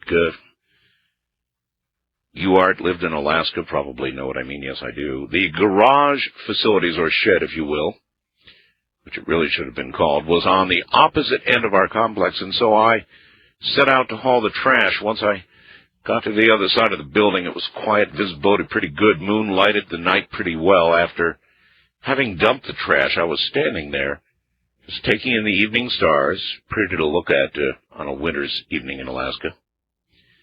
Then I heard crunch, crunch, crunch. The sound, obviously, of somebody or something walking in the snow. As I trained my senses and eyes to the source, it seemed the sound was moving toward me. Crunch, crunch, crunch. It was indeed moving closer and closer. Was it a dog, a person, a moose? My eyes were straining, trying to see it. Closer, yet the sounds came. Before I knew it, the sound was on top of me. My eyes looked out toward the source of the sound. Crunch, crunch, crunch, and I knew something was near. I looked at the ground and saw something walking towards me. Art, there was nothing in front of me. I looked down again, expecting to see at least footprints, and I did. But they weren't footprints. The prints were hoof prints. And whatever was making them was almost in front of me, literally in front of me, but nothing was physically there. Whatever was walking toward me was on two legs. It stopped right in front of me, my mind racing as my heart pumped and the adrenaline pumped. I stood there in shock. My jaw must have been hanging open, and I was wide-eyed. I reached out my arm and waved it in front of me, and was waving at thin air. I did what any kid would do. I turned around and ran like hell. Ran as fast as I could back home. I don't know what it was, but that's what happened to me. There's an Alaskan story for you. First time caller line, you're on the air. Good morning. Hello, Art. This is Sean in Grosse Ile, Michigan. Hi, Sean. My story goes back to 1965 or 6 when I was a 5-year-old kid in Chicago down on the south side in Hyde Park. Yes. We moved into a house that was an old wood frame house, and they're very rare in Chicago because in the Chicago fire, almost all of them burned down back in the 1800s. Mm-hmm. So as we moved into this house, as a kid and with my parents, we'd explore, and up in the attic there was some charring where there had been a fire in the attic, and there was an old, maybe maid's quarters up there in this area, which was interesting. But as my parents explored around the attic, they found boxes of old glass negatives. Are you familiar with those? I am, yes, I remember them. And the funny thing that I didn't find out till later was they only showed we kids some of these negatives because some of them were actually very pornographic. But we only knew that there were these old pictures of old days back in Chicago up there. Well, as time went by, the attic was accessible through one of those drop-down stairways, continuously we'd hear little sounds and the lights would be on up there. Well, we went through a project for about a half a year restoring the banister going upstairs. It was an old mahogany banister, so the whole family would be there. That was our entertainment for a long time. And we kept hearing sounds and thumps and footsteps and a sound almost like a bag of potatoes rolling out upstairs. And my dad finally one night grabbed a meat cleaver because he was sure this time it was so loud that there was somebody up there. So he grabbed a meat cleaver from the kitchen, and our most loyal, brave dog in the world was with us, Gretchen, and she would not go with him. The hackles went straight up on her back, and she would not go. So he actually grabbed her by the collar because he thought he was going to have a confrontation.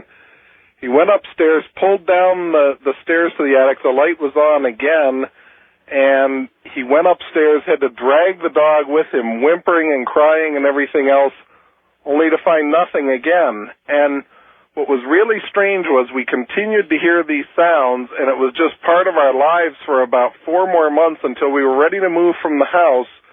And my dad packed these pictures up and got rid of them, shipped them out, and it all went away. It was in the pictures. Oh, it was in the pictures. Yeah, almost positive that what happened was this fire that had happened up there probably took this maid's life, and they were her pictures, and no one knew about it, but she was, I'm sure, worried about being found out through time. I understand. When they finally went away, that was the end of it. She was able to go off into peace. Whew. Well, the implication of that is that if there is something that strong in life that we're afraid of being found out, we can't be released in death. And, I've heard this again and again and again and again, and I would like to think, like an earlier caller, that the other side has no time and you're in two places at once, but you've got to imagine the other possibility, and that is that you really are trapped like that nurse. Absolutely. As a 5-year-old, it was so real, and you're not really tuned into supernatural or fear in the same way, and it was such a real part of growing up. It was amazing. A real part of growing up. Thank you very much. Thank you. And take care. Imagine if you knew there were pornographic pictures of you, and you had them, stored somewhere the way this lady apparently did, but you died. And you knew you were going to be found out. You knew that eventually they would be found. Would such a thing keep you on Earth?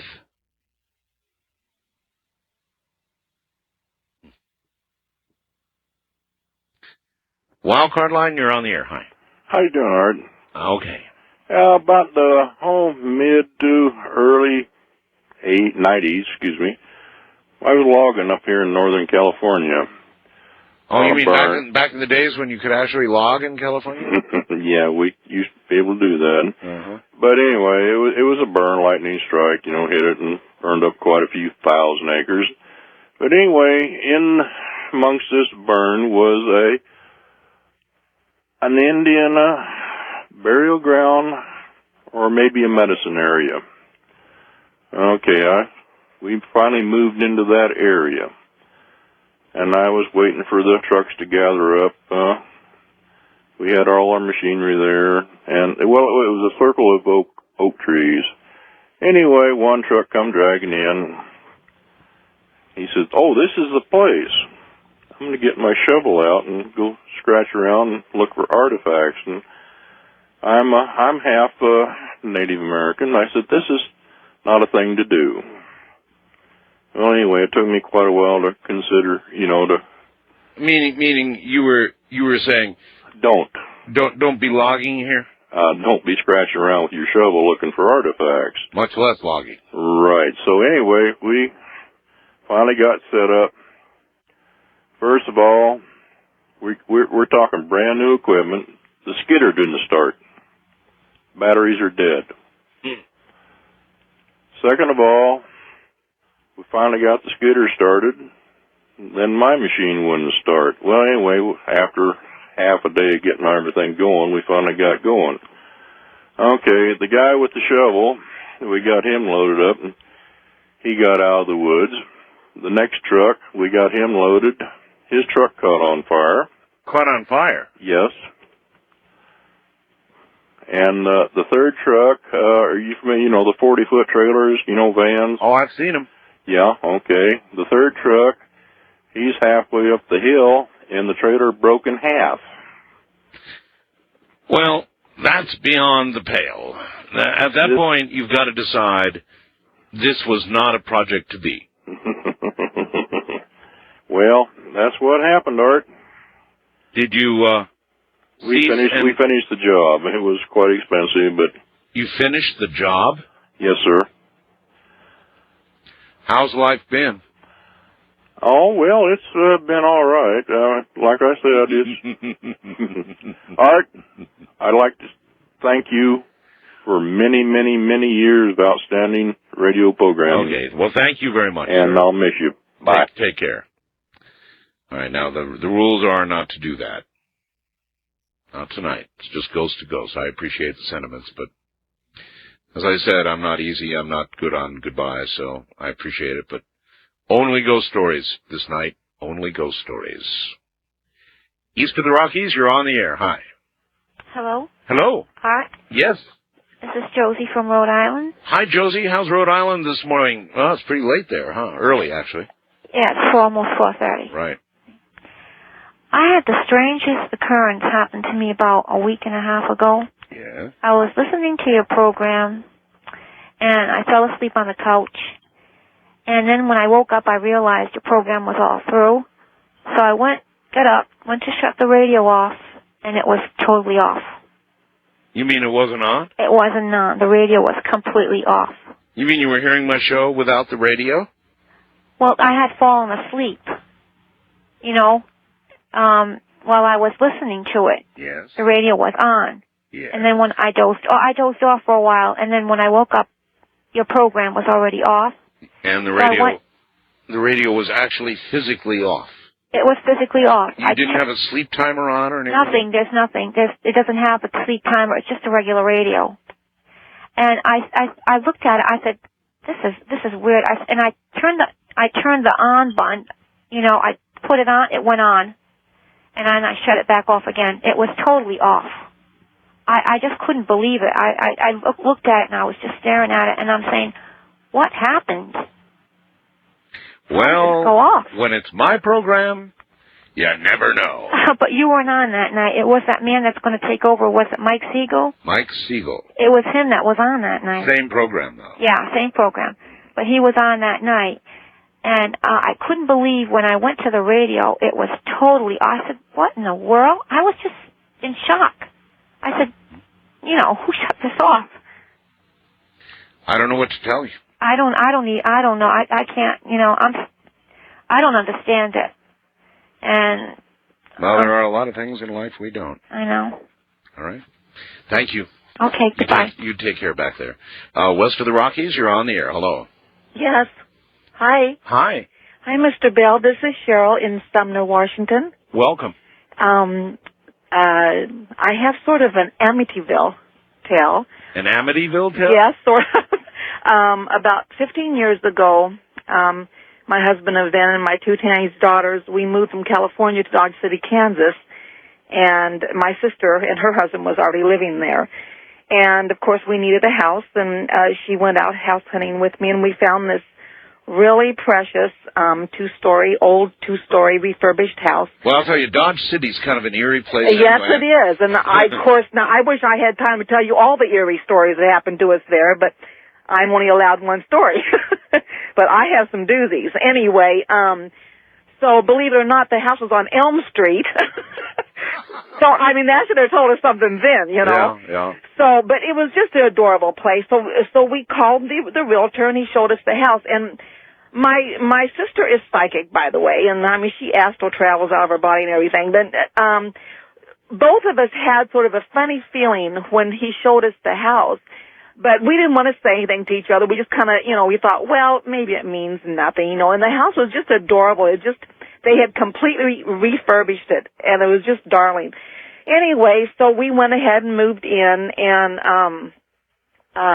it had the 2 bedrooms downstairs and a sunroom and the living room, dining room and kitchen, and then upstairs was a bedroom, like an office room, and another small bathroom. And we'd only been there about a week, and things just started happening, just Amityville type stuff. Like what? Oh God. We would wake up in the middle of the night and there'd be water running, and we'd go downstairs, and the kitchen sink, the water would be filling up in the sink, and our whole kitchen was flooded with water. There'd be black stuff in the downstairs toilet. Black stuff? Black stuff. My daughter in one of the bedrooms, she would tell me she didn't want to sleep in there anymore because there was a lady with a black dress that sat on the end of her bed, and she didn't want to be in. A black dress? Like the old-fashioned black dresses, the long sleeves with the little lace collars, and like the old, like in the cowboy days. Listen, I'll tell you what. I've got a break coming up. You hold on, all right? Okay. Yes. Okay. This does actually sound like Amityville. A woman in a black dress. I'm going to have to think about that a little bit. Well, I surely do remember the Amityville house, and that house, by the way, I believe stands unoccupied today. You're back on the air again. Yes, sir. There was your long, cool woman in black boots. I like that.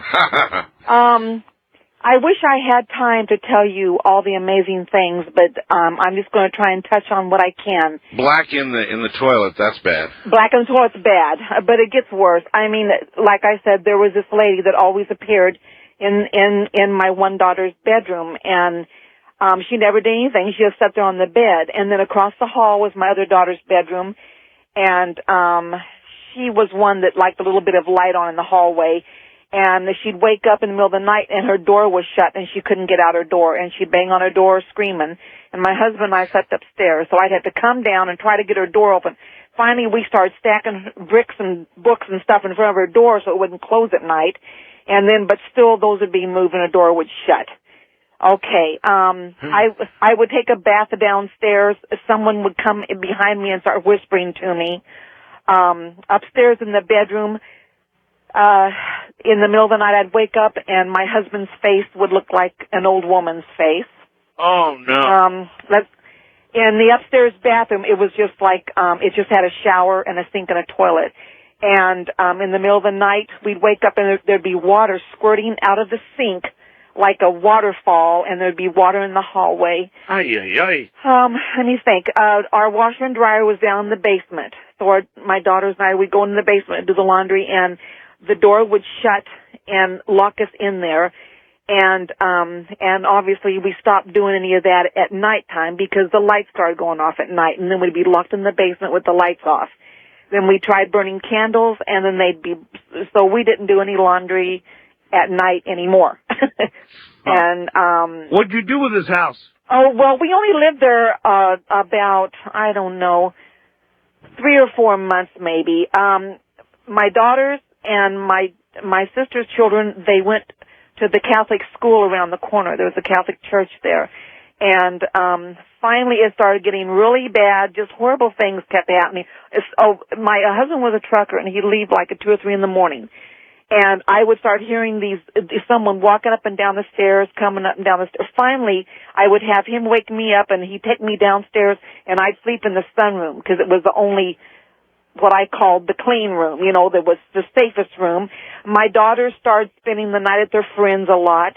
There would be a form that would be, now this house had all new everything in it, new carpet and everything, and there'd be this form that looked like a person laying in a fetal position, and there'd be a black stain on the carpet, and then it would go away. Finally, my sister and I couldn't take it anymore, so we went to the Hall of Records, and we checked out the house, and we found out that the lady had bought the house, and she'd refurbished it. I won't give any names here, of course. That wouldn't be right. Thank you. And she had bought the house from, it was the estate of the people that sold the house of the old woman that lived there.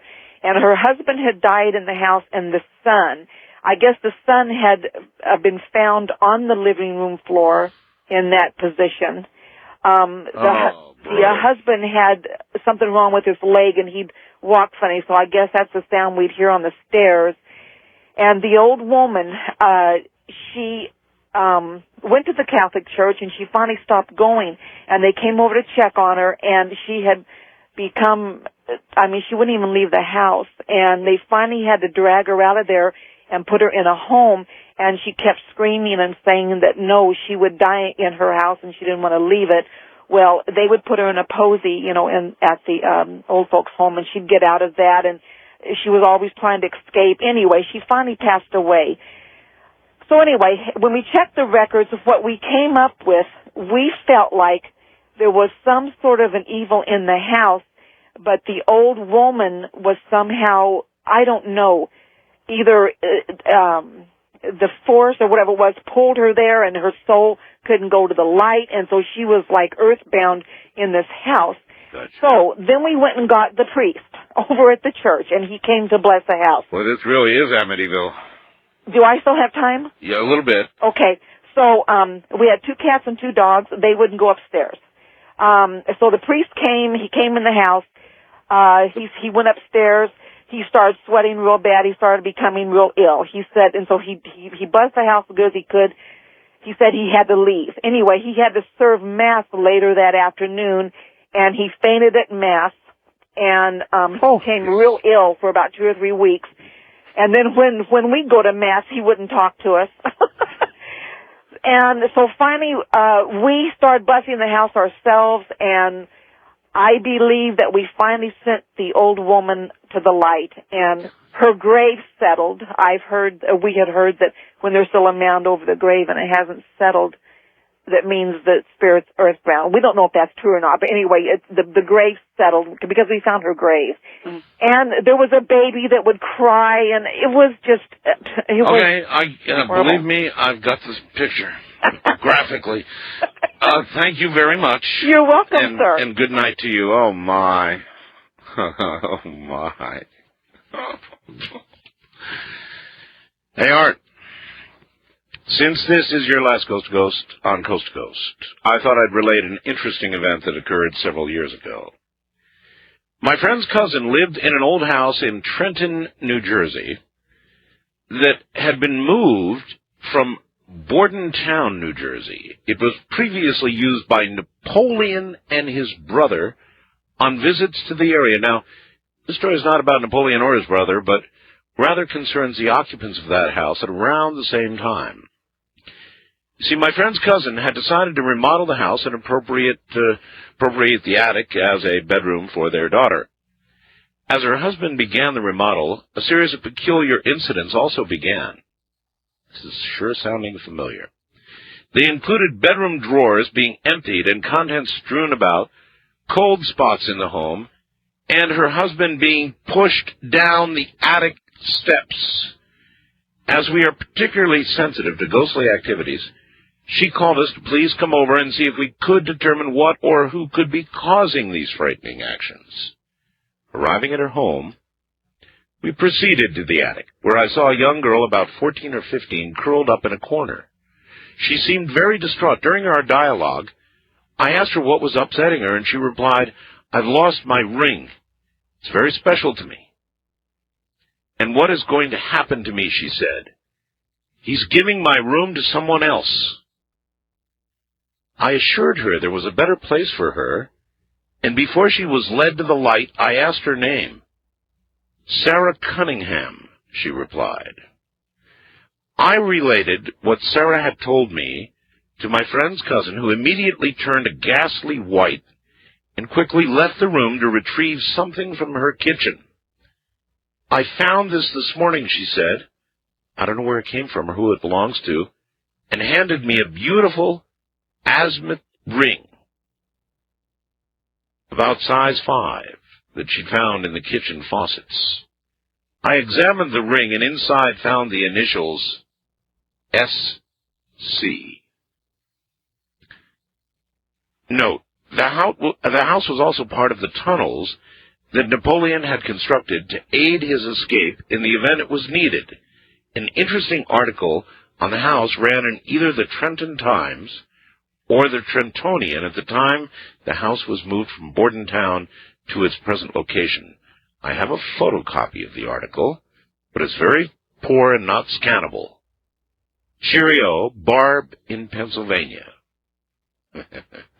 Thanks, Barb. First-time caller line, you're on the air. Hi. Hey, Art. This is Travis in Quartz Hill. Hi, Travis. Calling I'm a ride mechanic at a local amusement park down here in Southern Cal, and I just want to tell you a ghost story about one of our rides.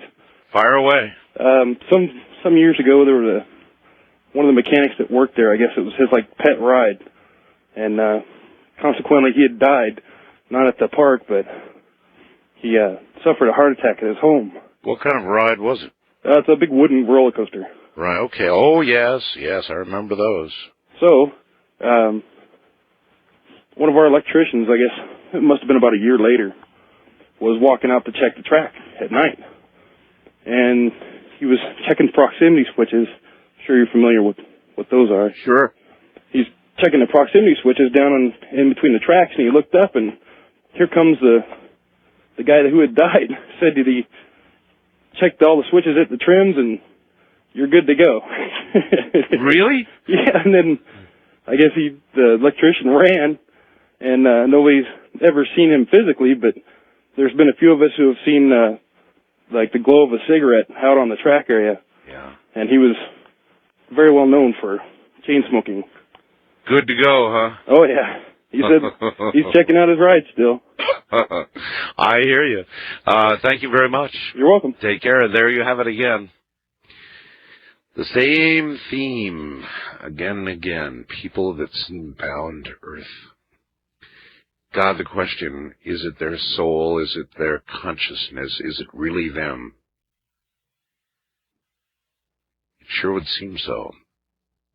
And again, I know that in our own minds we make, make it right by thinking that time is different on the other side and that you can be in two places at one time, but maybe you can't. It's got to be at least an equal possibility, and it's pretty sobering to consider. Wildcard line, you're on the air. Hello. How do you do? I do okay. Wonderful. This happened back when I had first gotten married back in 1976 to my first wife. And we had gotten up and routinely, it was my turn to make the coffee, I guess. So I got up and I had one of those, those old G percolators. Sure. I had one of those. You know how it is when you want to stand one of them things on end outside of itself, the basket and all that. And it's you betcha. Practically difficult, okay? Yep. So, hence the story. I had gotten up, it was my turn to make it, et cetera, and I took the guts out and cleaned them and so forth and set them aside all in the rack to dry while I went and proceeded to clean the pot itself. So I got the pot cleaned out and rinsed out and I filled it full of cold water and I grabbed the coffee and I went over to, pick up the basket and stem and so forth, and they were gone. Gone. Right. They were no longer in the, the drainer basket. Yes. So I looked around, I looked on the table, I couldn't find them. I called my wife, she came in, I told her what had happened, and she's like, well, where'd you set it? In the drainer. And she looked there, it's not there. She looked on the table. We proceeded to go through the whole house to find this thing.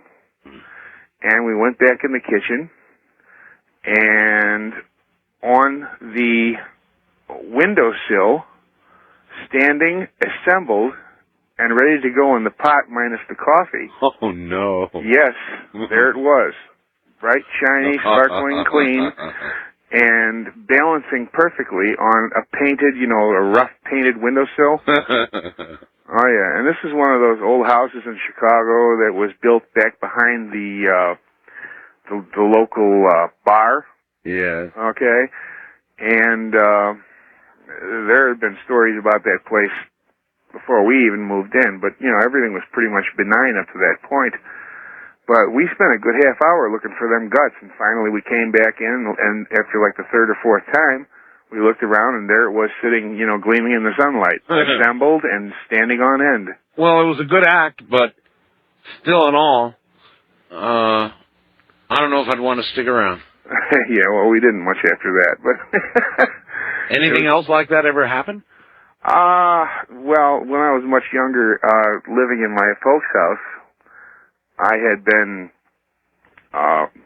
we had just moved in about a year, and I was laying in bed one Saturday morning, and everybody was in the front room, and all of a sudden, I hear clank, clankety clank, clankety clank, going across over my head. Okay. Over your head? Over my head, in the attic. Nobody lives in the attic, Art. Nothing's in the attic except a couple of old boxes, but here it sounds like somebody's dragging a 20-pound chain. Nothing human. No. Whatever it was, we had to weigh a ton because of the way it was walking. And I went up there and looked, and of course, nothing. But this was early on a Saturday morning. Well, I don't know what to tell you, sir. I would just be very careful in life, that's all. Yeah. You take care. You too. Right. No, clunking with nobody living up there. And then the coffee maker. Well, Maybe there is no linear time on the other side, and maybe that thing was just on the way to get coffee. East of the Rockies, you're on the air. Hello. Hi, this is India calling from Wisconsin. How you doing? Pretty okay. How about you? All right. Okay, well, I have to say, first of all, that my family, the women in my family have all had, they're the ones that have, the metaphysical experiences and such. Yes. And so I guess I inherited that. So when I was about 13 or so, and I wasn't supposed to be out at night, but I was anyway. I was sleeping over at a friend's house. I went down to, there's this park in town, by an old, by a lake, and it's surrounded, it's beautiful. It's surrounded by all these old mansions because where we live is the biggest paper producing place in the world. Yes. So all the paper barons built their giant mansions over there. Right. And it's serene down there. Probably the prettiest place I've ever been, but we went down there and, it's at night it's a pretty creepy place to be. And, all of a sudden, I was talking to my friend, and there's a giant fountain there, and we were sitting by the fountain. And my friend says, look over there, do you see that? And I said, what? And she says, it looks like a horse. And of course, there's no horses in the park. So I turned to look, and about that time, whatever it was, seemed to change into a lot of people that shouldn't have been at the park at that time. And a lot of people? Yeah, a lot of people, 25 people walking straight towards us. And that about... Did you originally... Wait a minute, hold it. Did you originally see this thing as a horse or a form or an animal? Well, I looked over and I saw something and I thought, what is that? And it morphed into 13 people or so or more? Yeah, and they were walking towards us, but you couldn't see all of them. Some of them were shadows. But some of them you could see. But wait, this isn't the good part. I see this one guy, and he's staring just at me. And so I think, oh my God. So we run home and we don't tell anyone. But that's not the end of the story. I've had, like I said, the women in my family have experiences like this. So I'd see, I saw ghosts and I'd see all sorts of things. But I saw, one night I was up listening to you when I should have been in bed. And, I was making a sandwich and in my kitchen, and we live in an old house. It must be 150 years old, maybe. Right. And, I see out of the corner of my eye this, this tall man, the same man I saw in the park walking towards me. And that about scared me to death. So I stepped back and, and then he was gone. So I just, thought, I'll make the sandwich, eat the sandwich, and just forget about it. But, it never occurred to me, why any one ghost would be picking on me, right? So it was about a year later that I found out that, I'm descended from, a line of Amish, settlers that originally came over in the early 1700s. Yeah. And what had always struck me about this man that I'd seen was the way he was dressed. I always thought he was dressed like someone in the 1800s. I don't know why, but then it struck me that he was dressed like an Amish person. And I had recently, in the last year, become interested in such things as pagan topics and Wicca and stuff. So it all hit you at once, really? Yeah, because my family had gone back. They weren't Amish because they had strayed away from the faith and they'd become Methodists. But all of the generations had been really religious. And I guess, I don't know, I am sure another generation might have strayed away, but I had just started, I wasn't a Christian. I've got you. Listen, I've got to run, but beautiful story. Thank you. Okay, bye. 13-year-old girls. Boy, I'll tell you. They cause a lot of trouble, 13-year-old girls do. Frequently associated with paranormal occurrences. There's something about we'll be back. Well, here's one for the books. It comes from Nan, that's N-A-N, Nan, in San Francisco. Art, I tried to get pregnant with my daughter for 2.5 years. During that time, I became aware of a presence. Presence had followed me around at all times of the day and night. A small shadow would pass by me, a wisp past my cheek. The shadow did not touch the floor. It was small and was in the air, always at the same height, about 4 feet in the air. Not only was I aware of the presence, I was aware of its personality. Listen closely now. After a period of time, the consistency of its presence and its response to me led me to believe that it was female, my daughter, and stubborn. At one point I remember asking out loud, "When are you going to show up?" The response was, as I thought in my mind, when the time is right for me. Well, the upshot is that after 2.5 years of trying, I'd taken fertility drugs for 6 months and still wasn't pregnant. The entity was around almost all the time now. One day my close friend and neighbor told me that she had a dream that I was pregnant. My husband and I met with a doctor to begin moving more aggressive fertility drugs into me, and I'd just about given up on just getting pregnant. As soon as I let go, bingo! The personality essence that I had experienced around me was inside me. I knew not only that I was pregnant with a girl, which was proven by amniocentesis, but I knew who she was. The other day, I was having a conversation with this 5.5-year-old that I knew well when she was born, and she began talking about heaven. Well, since we're agnostic, and I don't believe in traditional religious concepts of heaven and hell, I have not discussed this with her, and I asked her where heaven was, and she pointed up.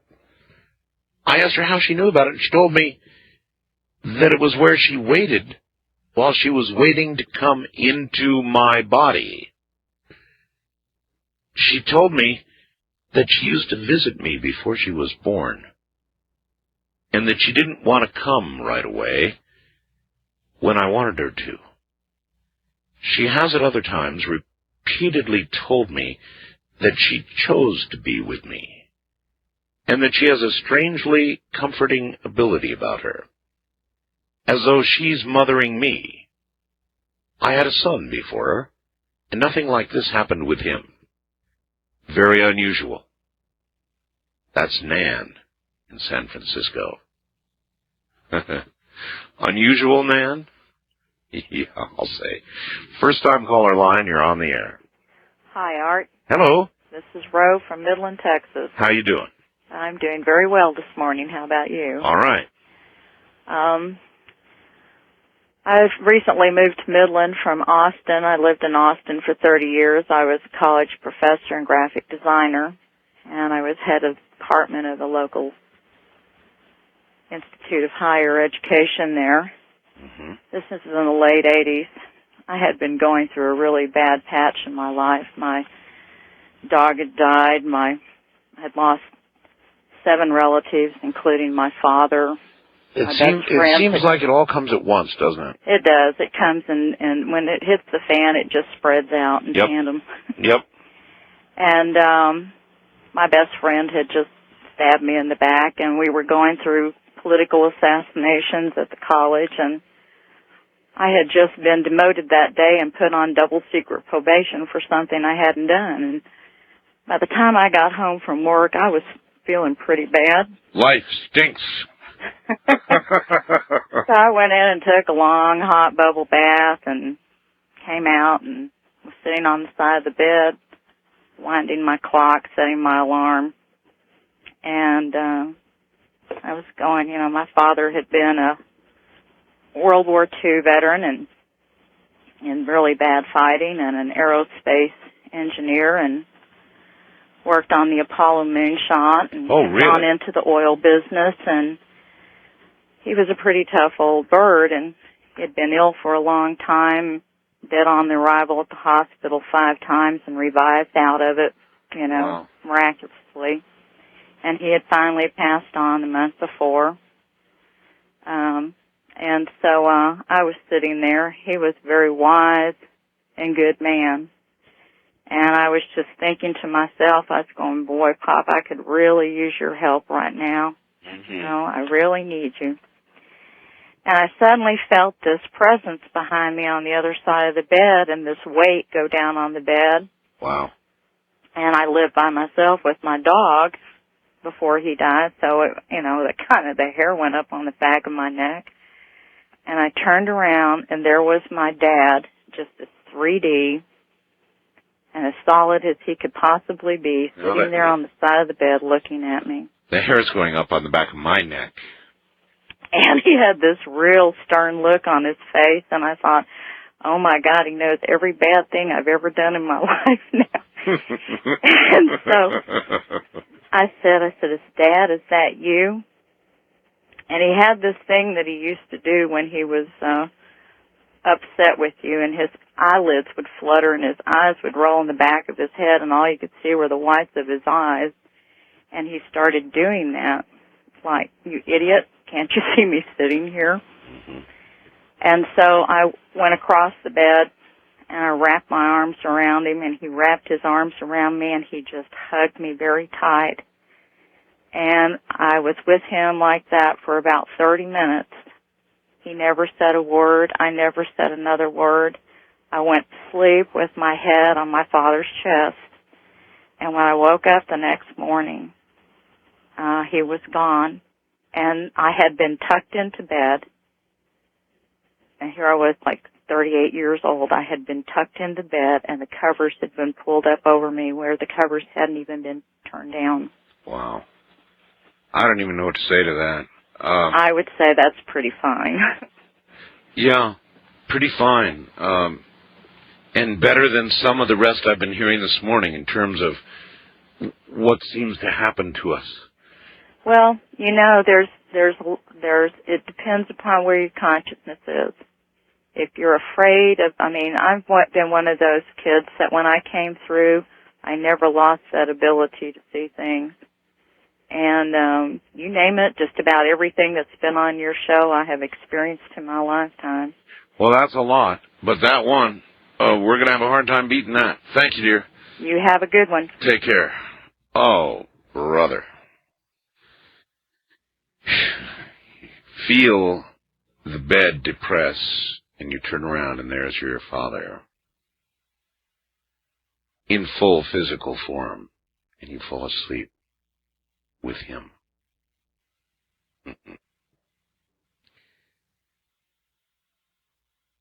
Dear Art, here's a ghost story from when I was a little girl. This comes from a Chinese camp. It says a Chinese camp.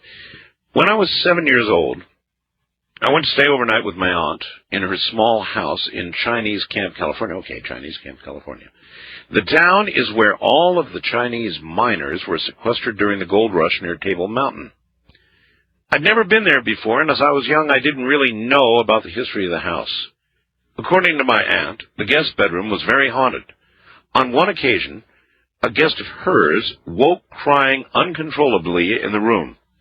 When my aunt asked her what was the matter, she replied she couldn't sleep because there was a woman standing over her and wouldn't go away.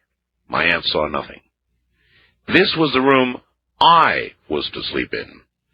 After tucking me into bed, my aunt and uncle retired to their bedroom to sleep. Later in the night, I awoke in the room feeling somewhat uneasy. Suddenly, without warning, I was shoved very roughly from the bed onto the floor. I was startled and disoriented. I headed toward the area where I thought the door would be, but I couldn't find it. I became even more frightened as I couldn't find the way out and didn't want to look back at what had shoved me out of bed. Don't blame me a bit. I became so scared that I started crying and threw myself against the wall.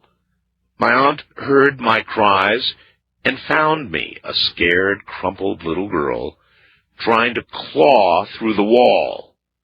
Needless to say, I slept in her bed for the rest of that night. It was not until I was older that I learned the original owner of the house, an unhappy old woman, had hung herself in the attic. The steps to the attic had been walled off. Naturally, the guest bedroom was where the door to the attic used to be. That's Amy S. in Santa Cruz. Wildcard Line, you're on the air. Hi, Art. This is Trevor from Saskatoon. How you doing? And I'm in the Haunted Hotel. The Haunted Hotel. Haunted Hotel. This thing is the building's it was built in the 1900s when this city was just a town at the time. Huh. It took probably like 10 minutes to cross, but it was one of the best ones at the time. What kind of haunting? You name it. I got thumps, I've had... I'll give you an example of the history of the place first. It'd be the best way to describe it. going about from the 40s all the way to almost present day, except for about 6 years ago when the company that I work with took over the place. This building sat like dead for 5 years. But before that, in the pool area and the old theater area, which is it's about 3 stories high, like a huge pool area, it's a whole big water slide. That used to be a double-layer bar.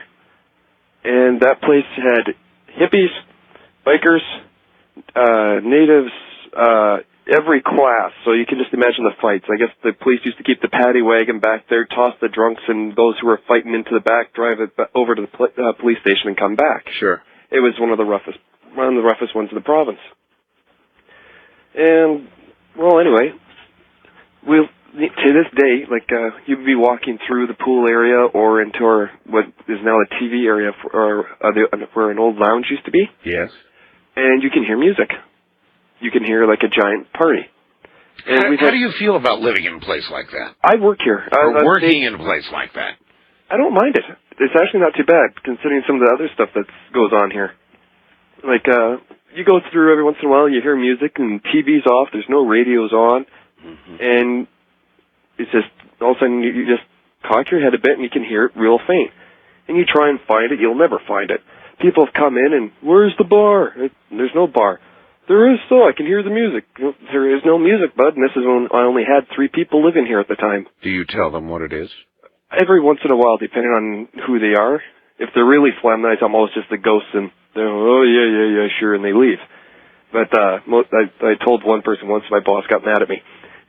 Yeah, I can understand that. Yeah, but this is where it gets really weird. Downstairs used to be an old pool hall, and that's where the security guards would go down there, and we'd have our smoke break. My one partner, he never believed me. He'd seen the elevator, it goes up to the 4th floor and comes down, and the doors open up by themselves and close. Open and close. And sit there, and they open and close maybe 2-3 times an hour. And it's still on the main floor, and there's no... I heard a story just like that earlier. And it gets better. So my partner, Ken, goes down the stairs, and he's having a cigarette, and he never believes me. Well, he's sitting there, and he's just having a cigarette and his coffee, and all of a sudden he feels this hand reach out and grab him on the shoulder and squeeze it, like, good job. Ken jumps, turns around, pulls out his Maglite flashlight, and is ready to swing, and there's no one there. And now Ken's starting to believe me because he feels it again on the other shoulder. Whips around, and it's the wall. Ken just sits there, I'm just finishing my smoke, and I'm going to get out of here, and he finishes his cigarette and runs upstairs, and he tells me. Oh, I start laughing at him, and the next night... I wouldn't have to be told twice that way. Oh, yeah, they're actually quite... The ones that we got are all nice ghosts. Like, there's one in the kitchen. You go down there about 3 o'clock in the morning to about 4 o'clock in the morning, and you can smell fresh baked bread. The kitchen doesn't make that anymore. They haven't made it for a long time, and you can smell it. And fresh brewed coffee, and the cafe has been closed for... It closed at 7. Well, all right, so what do you think that says about the nature of our souls and what happens to us when we physically die? I mean, what does that say? I think what it is a psychic impression of the place, except for maybe a couple of them who just don't realize they're dead. Like, or they've done something so awful they're forced to repeat it over and over and over again. Like upstairs on the roof, we found that there was in the 20s and 30s, a couple people who took a couple headers off the roof and killed themselves. Mm-hmm. We were up there watching a concert one night, and we're looking down, and I got great balance art. And I was sitting there, and I'm crouched down, and I'm looking at this, and I'm watching this concert, and next thing I know, all of a sudden, I'm falling off I'm being pushed. I'm reeling, and I called my partner over, and he comes running over, and all of a sudden I get pulled backwards, and Ken's still about 10, 15 feet away from me. That was, And this is 4.5 stories up, and I was literally almost on all fours when I got pushed. So there's no way I accidentally tripped or anything. I wasn't moving. I was solidly planted. Well, you must really like your job. I do. I've been here for 3 years. The one in the cafe, I asked her what her name was one day, just on a Ouija board, and she spelt it out for me. I couldn't pronounce it, and she got mad at me, and the vacuum cleaner quit working for 3 days. Works in every other room except for the vacuum cleaner, except for in the cafe. Yeah. So I just call her G from now on. And I said, if you want me to call you anything, I'll call you G, and that's it, because I can't pronounce what you spelt out. Well, let's see, we've had a couple deaths. And the one in the room... You mean modern times? Modern time, within the past couple of years. The one guy, he was a shaman. He used to live here, and he died, because it's now like an apartment complex. Yes. He died in one of the rooms. 2 weeks later, this one girl moved in, also a young native girl who's having lots of problems and stuff, and she moved right into the room, less than 2 weeks after he died. And? She spent the next 3 months sleeping downstairs in the lobby. I don't blame her a bit. She's my No, she had no idea. That's the thing, Art. No one told her. I gotta run. We're out of time. Thank you very much. Oh, I'll tell you, this computer, it's really doing weird stuff tonight. And I'm not surprised. I'm really not surprised at all. When we talk of the things that we have talked of this night, strange things happen. It's like an invitation. Every time. Never fails. First time caller line, you're on the air. Hi. Yes, hello, Art. Hello. Yeah, I'm former Navy, and this is a story that happened to me when we were stationed in the Tonkin Gulf. You were on a ship in the Tonkin Gulf. Right. It was in 1973. My ship was the USS Savannah AOR-4. Savannah, all right. And we had been on station in the for 7 months. By now, we were used to the routine. Destroyers, 2 light cruisers, aircraft carriers, and some radio platforms would come alongside almost every day. Morning. I'm trying to read my notes here. Morning and afternoon. We were constantly moving fuel, ordnance, and food. I normally worked in the fire room, but my underway replenishment station was number 9. I was the valve man. At those hours, I would sit on my 18-inch fuel pipe with a set of sound-powered phones waiting for orders to open or close my fuel valve, and I did so thousands of times, never moving from my station during an evolution. This day was a little different. We completed refueling a destroyer. The fuel hoses were retracted, purged, and hung from the stanchions over our heads.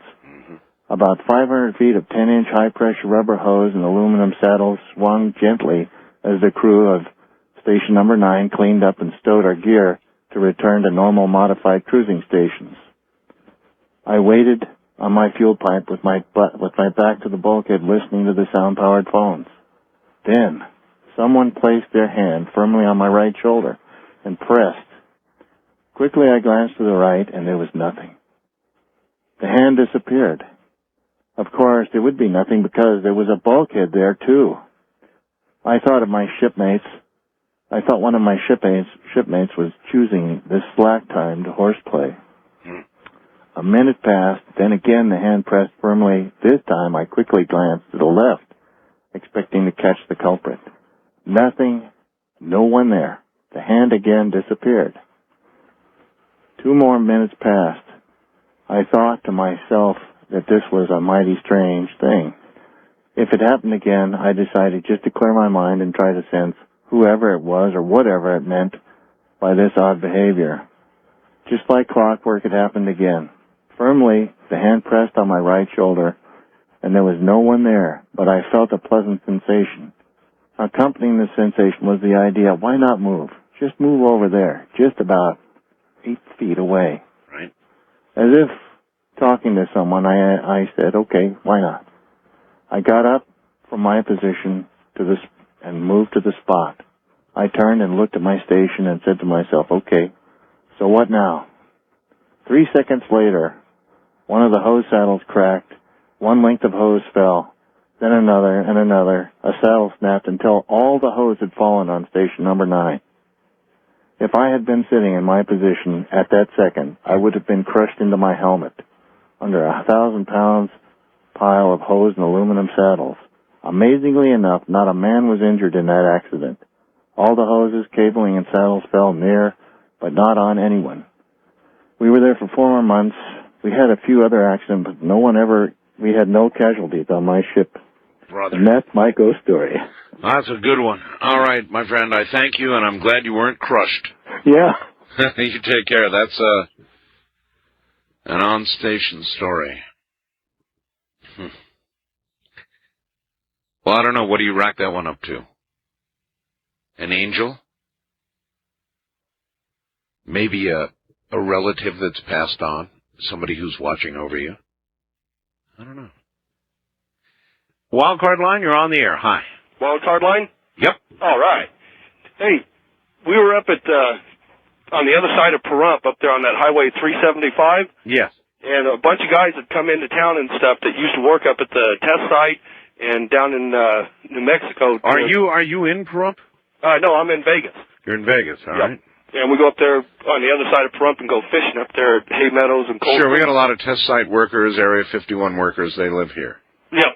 Yeah, all up in that little area and stuff, and we always go over to the little alien and stuff. It's great listening to their stories. But a bunch of those guys had come in, and some of them that worked down by the Trinity site where they track the satellites up in orbit and stuff. Yes. They got those big cameras on the telescopes and everything. Yes. And we're sitting up there, and we'd been camping. It was the second night, and the first night on the weekends, the radio stations that we listen to out of Utah, they don't do the replays of the Art Bell show. So we took some tapes up there and we let them listen to the one with Seth Shostak from Arecibo. Yes. And the one with Richard Hoagland talking about when that guy Paul Doré said that the satellite, was headed in towards Earth and stuff, that big hoax deal and everything. Oh, yes. And these guys got to talking about the Q-Peg affair. Right, yeah, absolutely, yeah. And we were letting them listen to those tapes and stuff.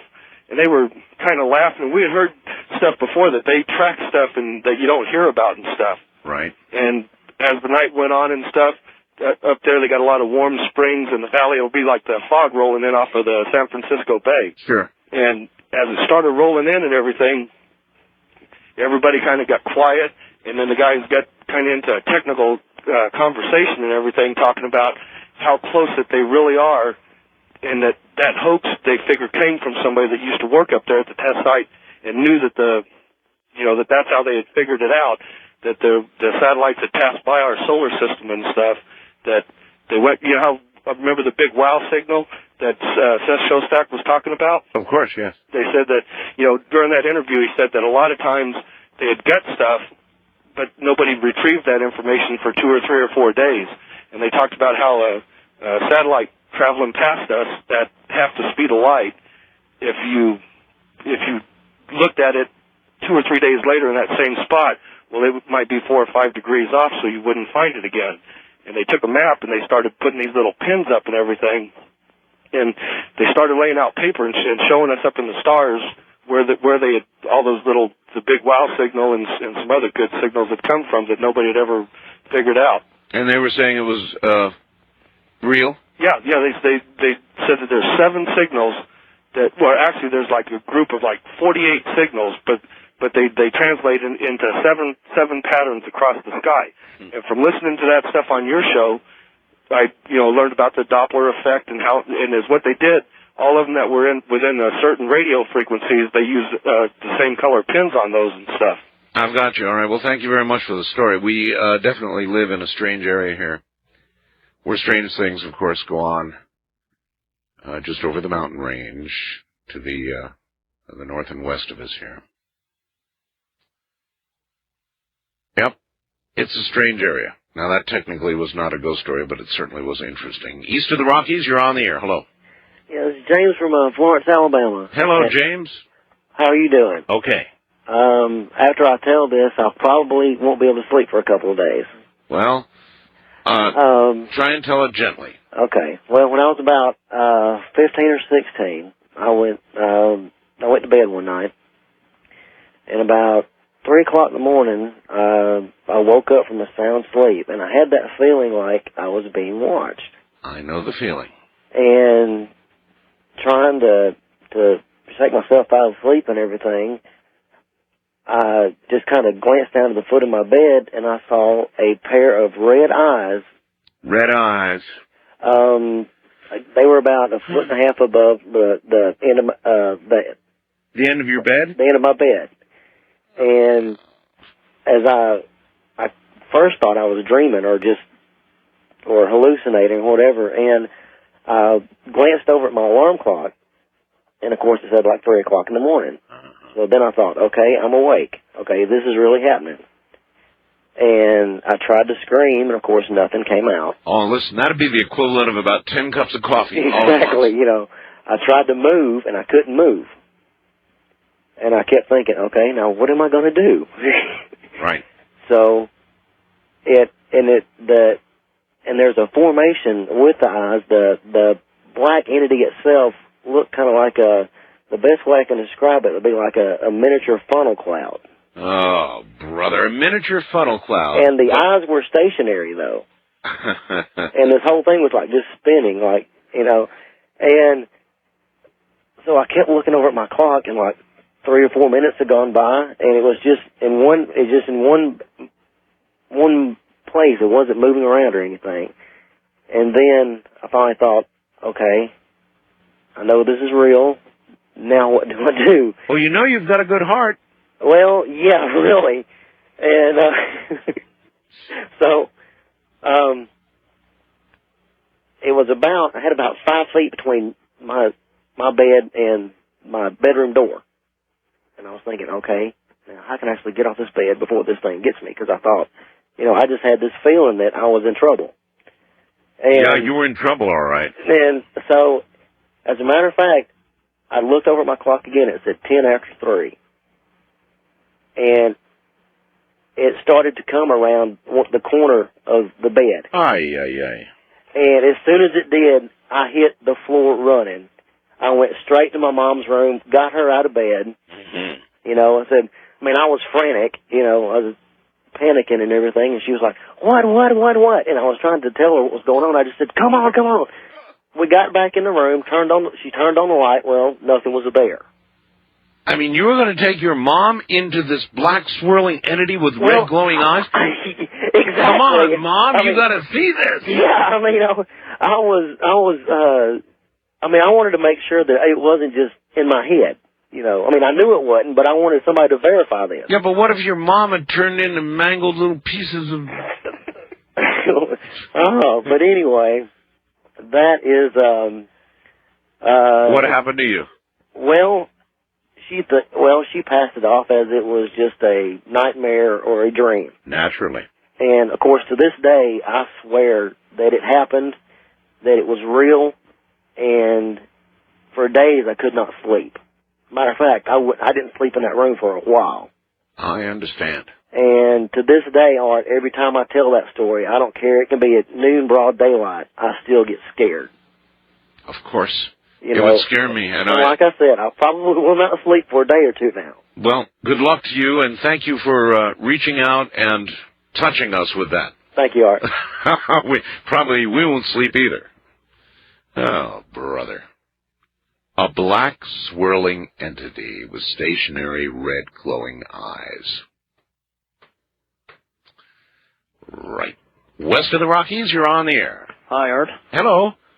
This is Will in Red Deer, Alberta, Canada. All right, way up there. Yeah, listening to you on Real Audio. Yes, sir. And I've got a story that my aunt told me about 5 years ago. Okay? Okay. And what happened was, she lives in Ontario, and she lives with her husband and her son. And she went to bed pretty late, about 11 o'clock, and she fell asleep, or she got into that weird part of sleep where you're not sure if you're asleep or you're awake, you know? Yes. And she heard somebody... It's like the twilight zone of sleep. Like the twilight zone of sleep. And she heard somebody in the basement. And her husband was really asleep, my uncle. So she decided just to walk downstairs and take a look. And she got down to the bottom of the stairs. And there was a man standing in the basement.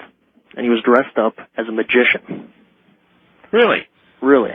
With top hat, tuxedo, whole 9 yards, wand, okay? Yeah, that's what I said. And the magician said, they're both asleep, meaning her son and her husband, and I'm going to kill you. Oh, my God. And he pulled out this huge butcher knife. Oh, my God. And began to chase her throughout the house.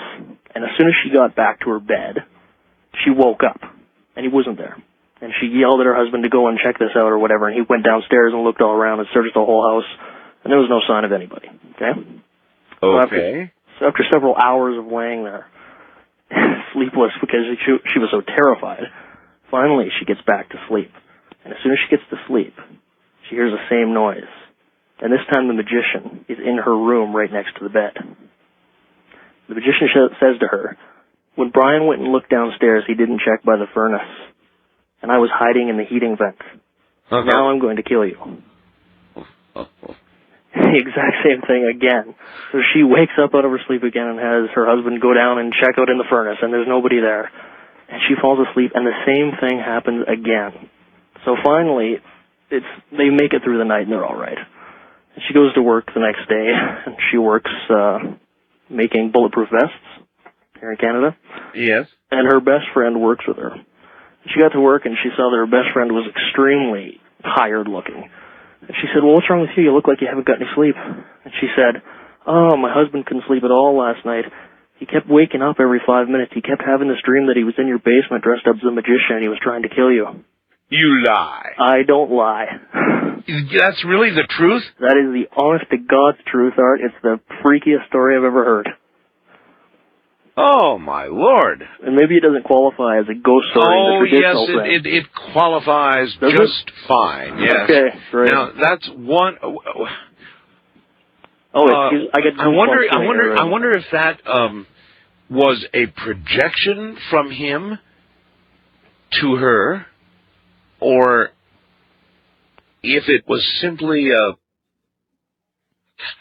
mutual... a real mutual experience. Well, there was some connection between the two of them, obviously. It was pretty terrifying for two people to have the exact same experience, the exact same dream in two different houses. I mean, what you just told is so good that it almost sounds like an urban legend. Well, look, she'll swear on a stack of Bibles. A stack of Bibles, huh? She'll swear on a stack of Bibles. I won't because I'm agnostic, but if she will, that's good enough. Well, I have no idea what to tell you about all of this, except that I guess you have you really believe it, right? Oh, Art, you have to consider the source. And I'm considering the source, and she's very believable. And she would not tell a lie, and the story just absolutely terrifies me. It terrifies me more because I've actually been in the furnace room. Moreover, I would be afraid to go back to sleep. I don't know how anybody would get back to sleep after something like that. Well, when you got to wake up early, you got to do what you got to do. Yeah, I guess life goes on, huh? It has to. All right, listen, my friend. My program is over, and so you get the honors from Canada. Well, as the last caller ever on Ghost to Ghost AM from Canada, it's true. Good night. That's the way to do it. Thank you. Hey? Hey. Later. All right, indeed, the last caller ever on my version of Ghost to Ghost AM. That's it for tonight. Now, tomorrow night, folks,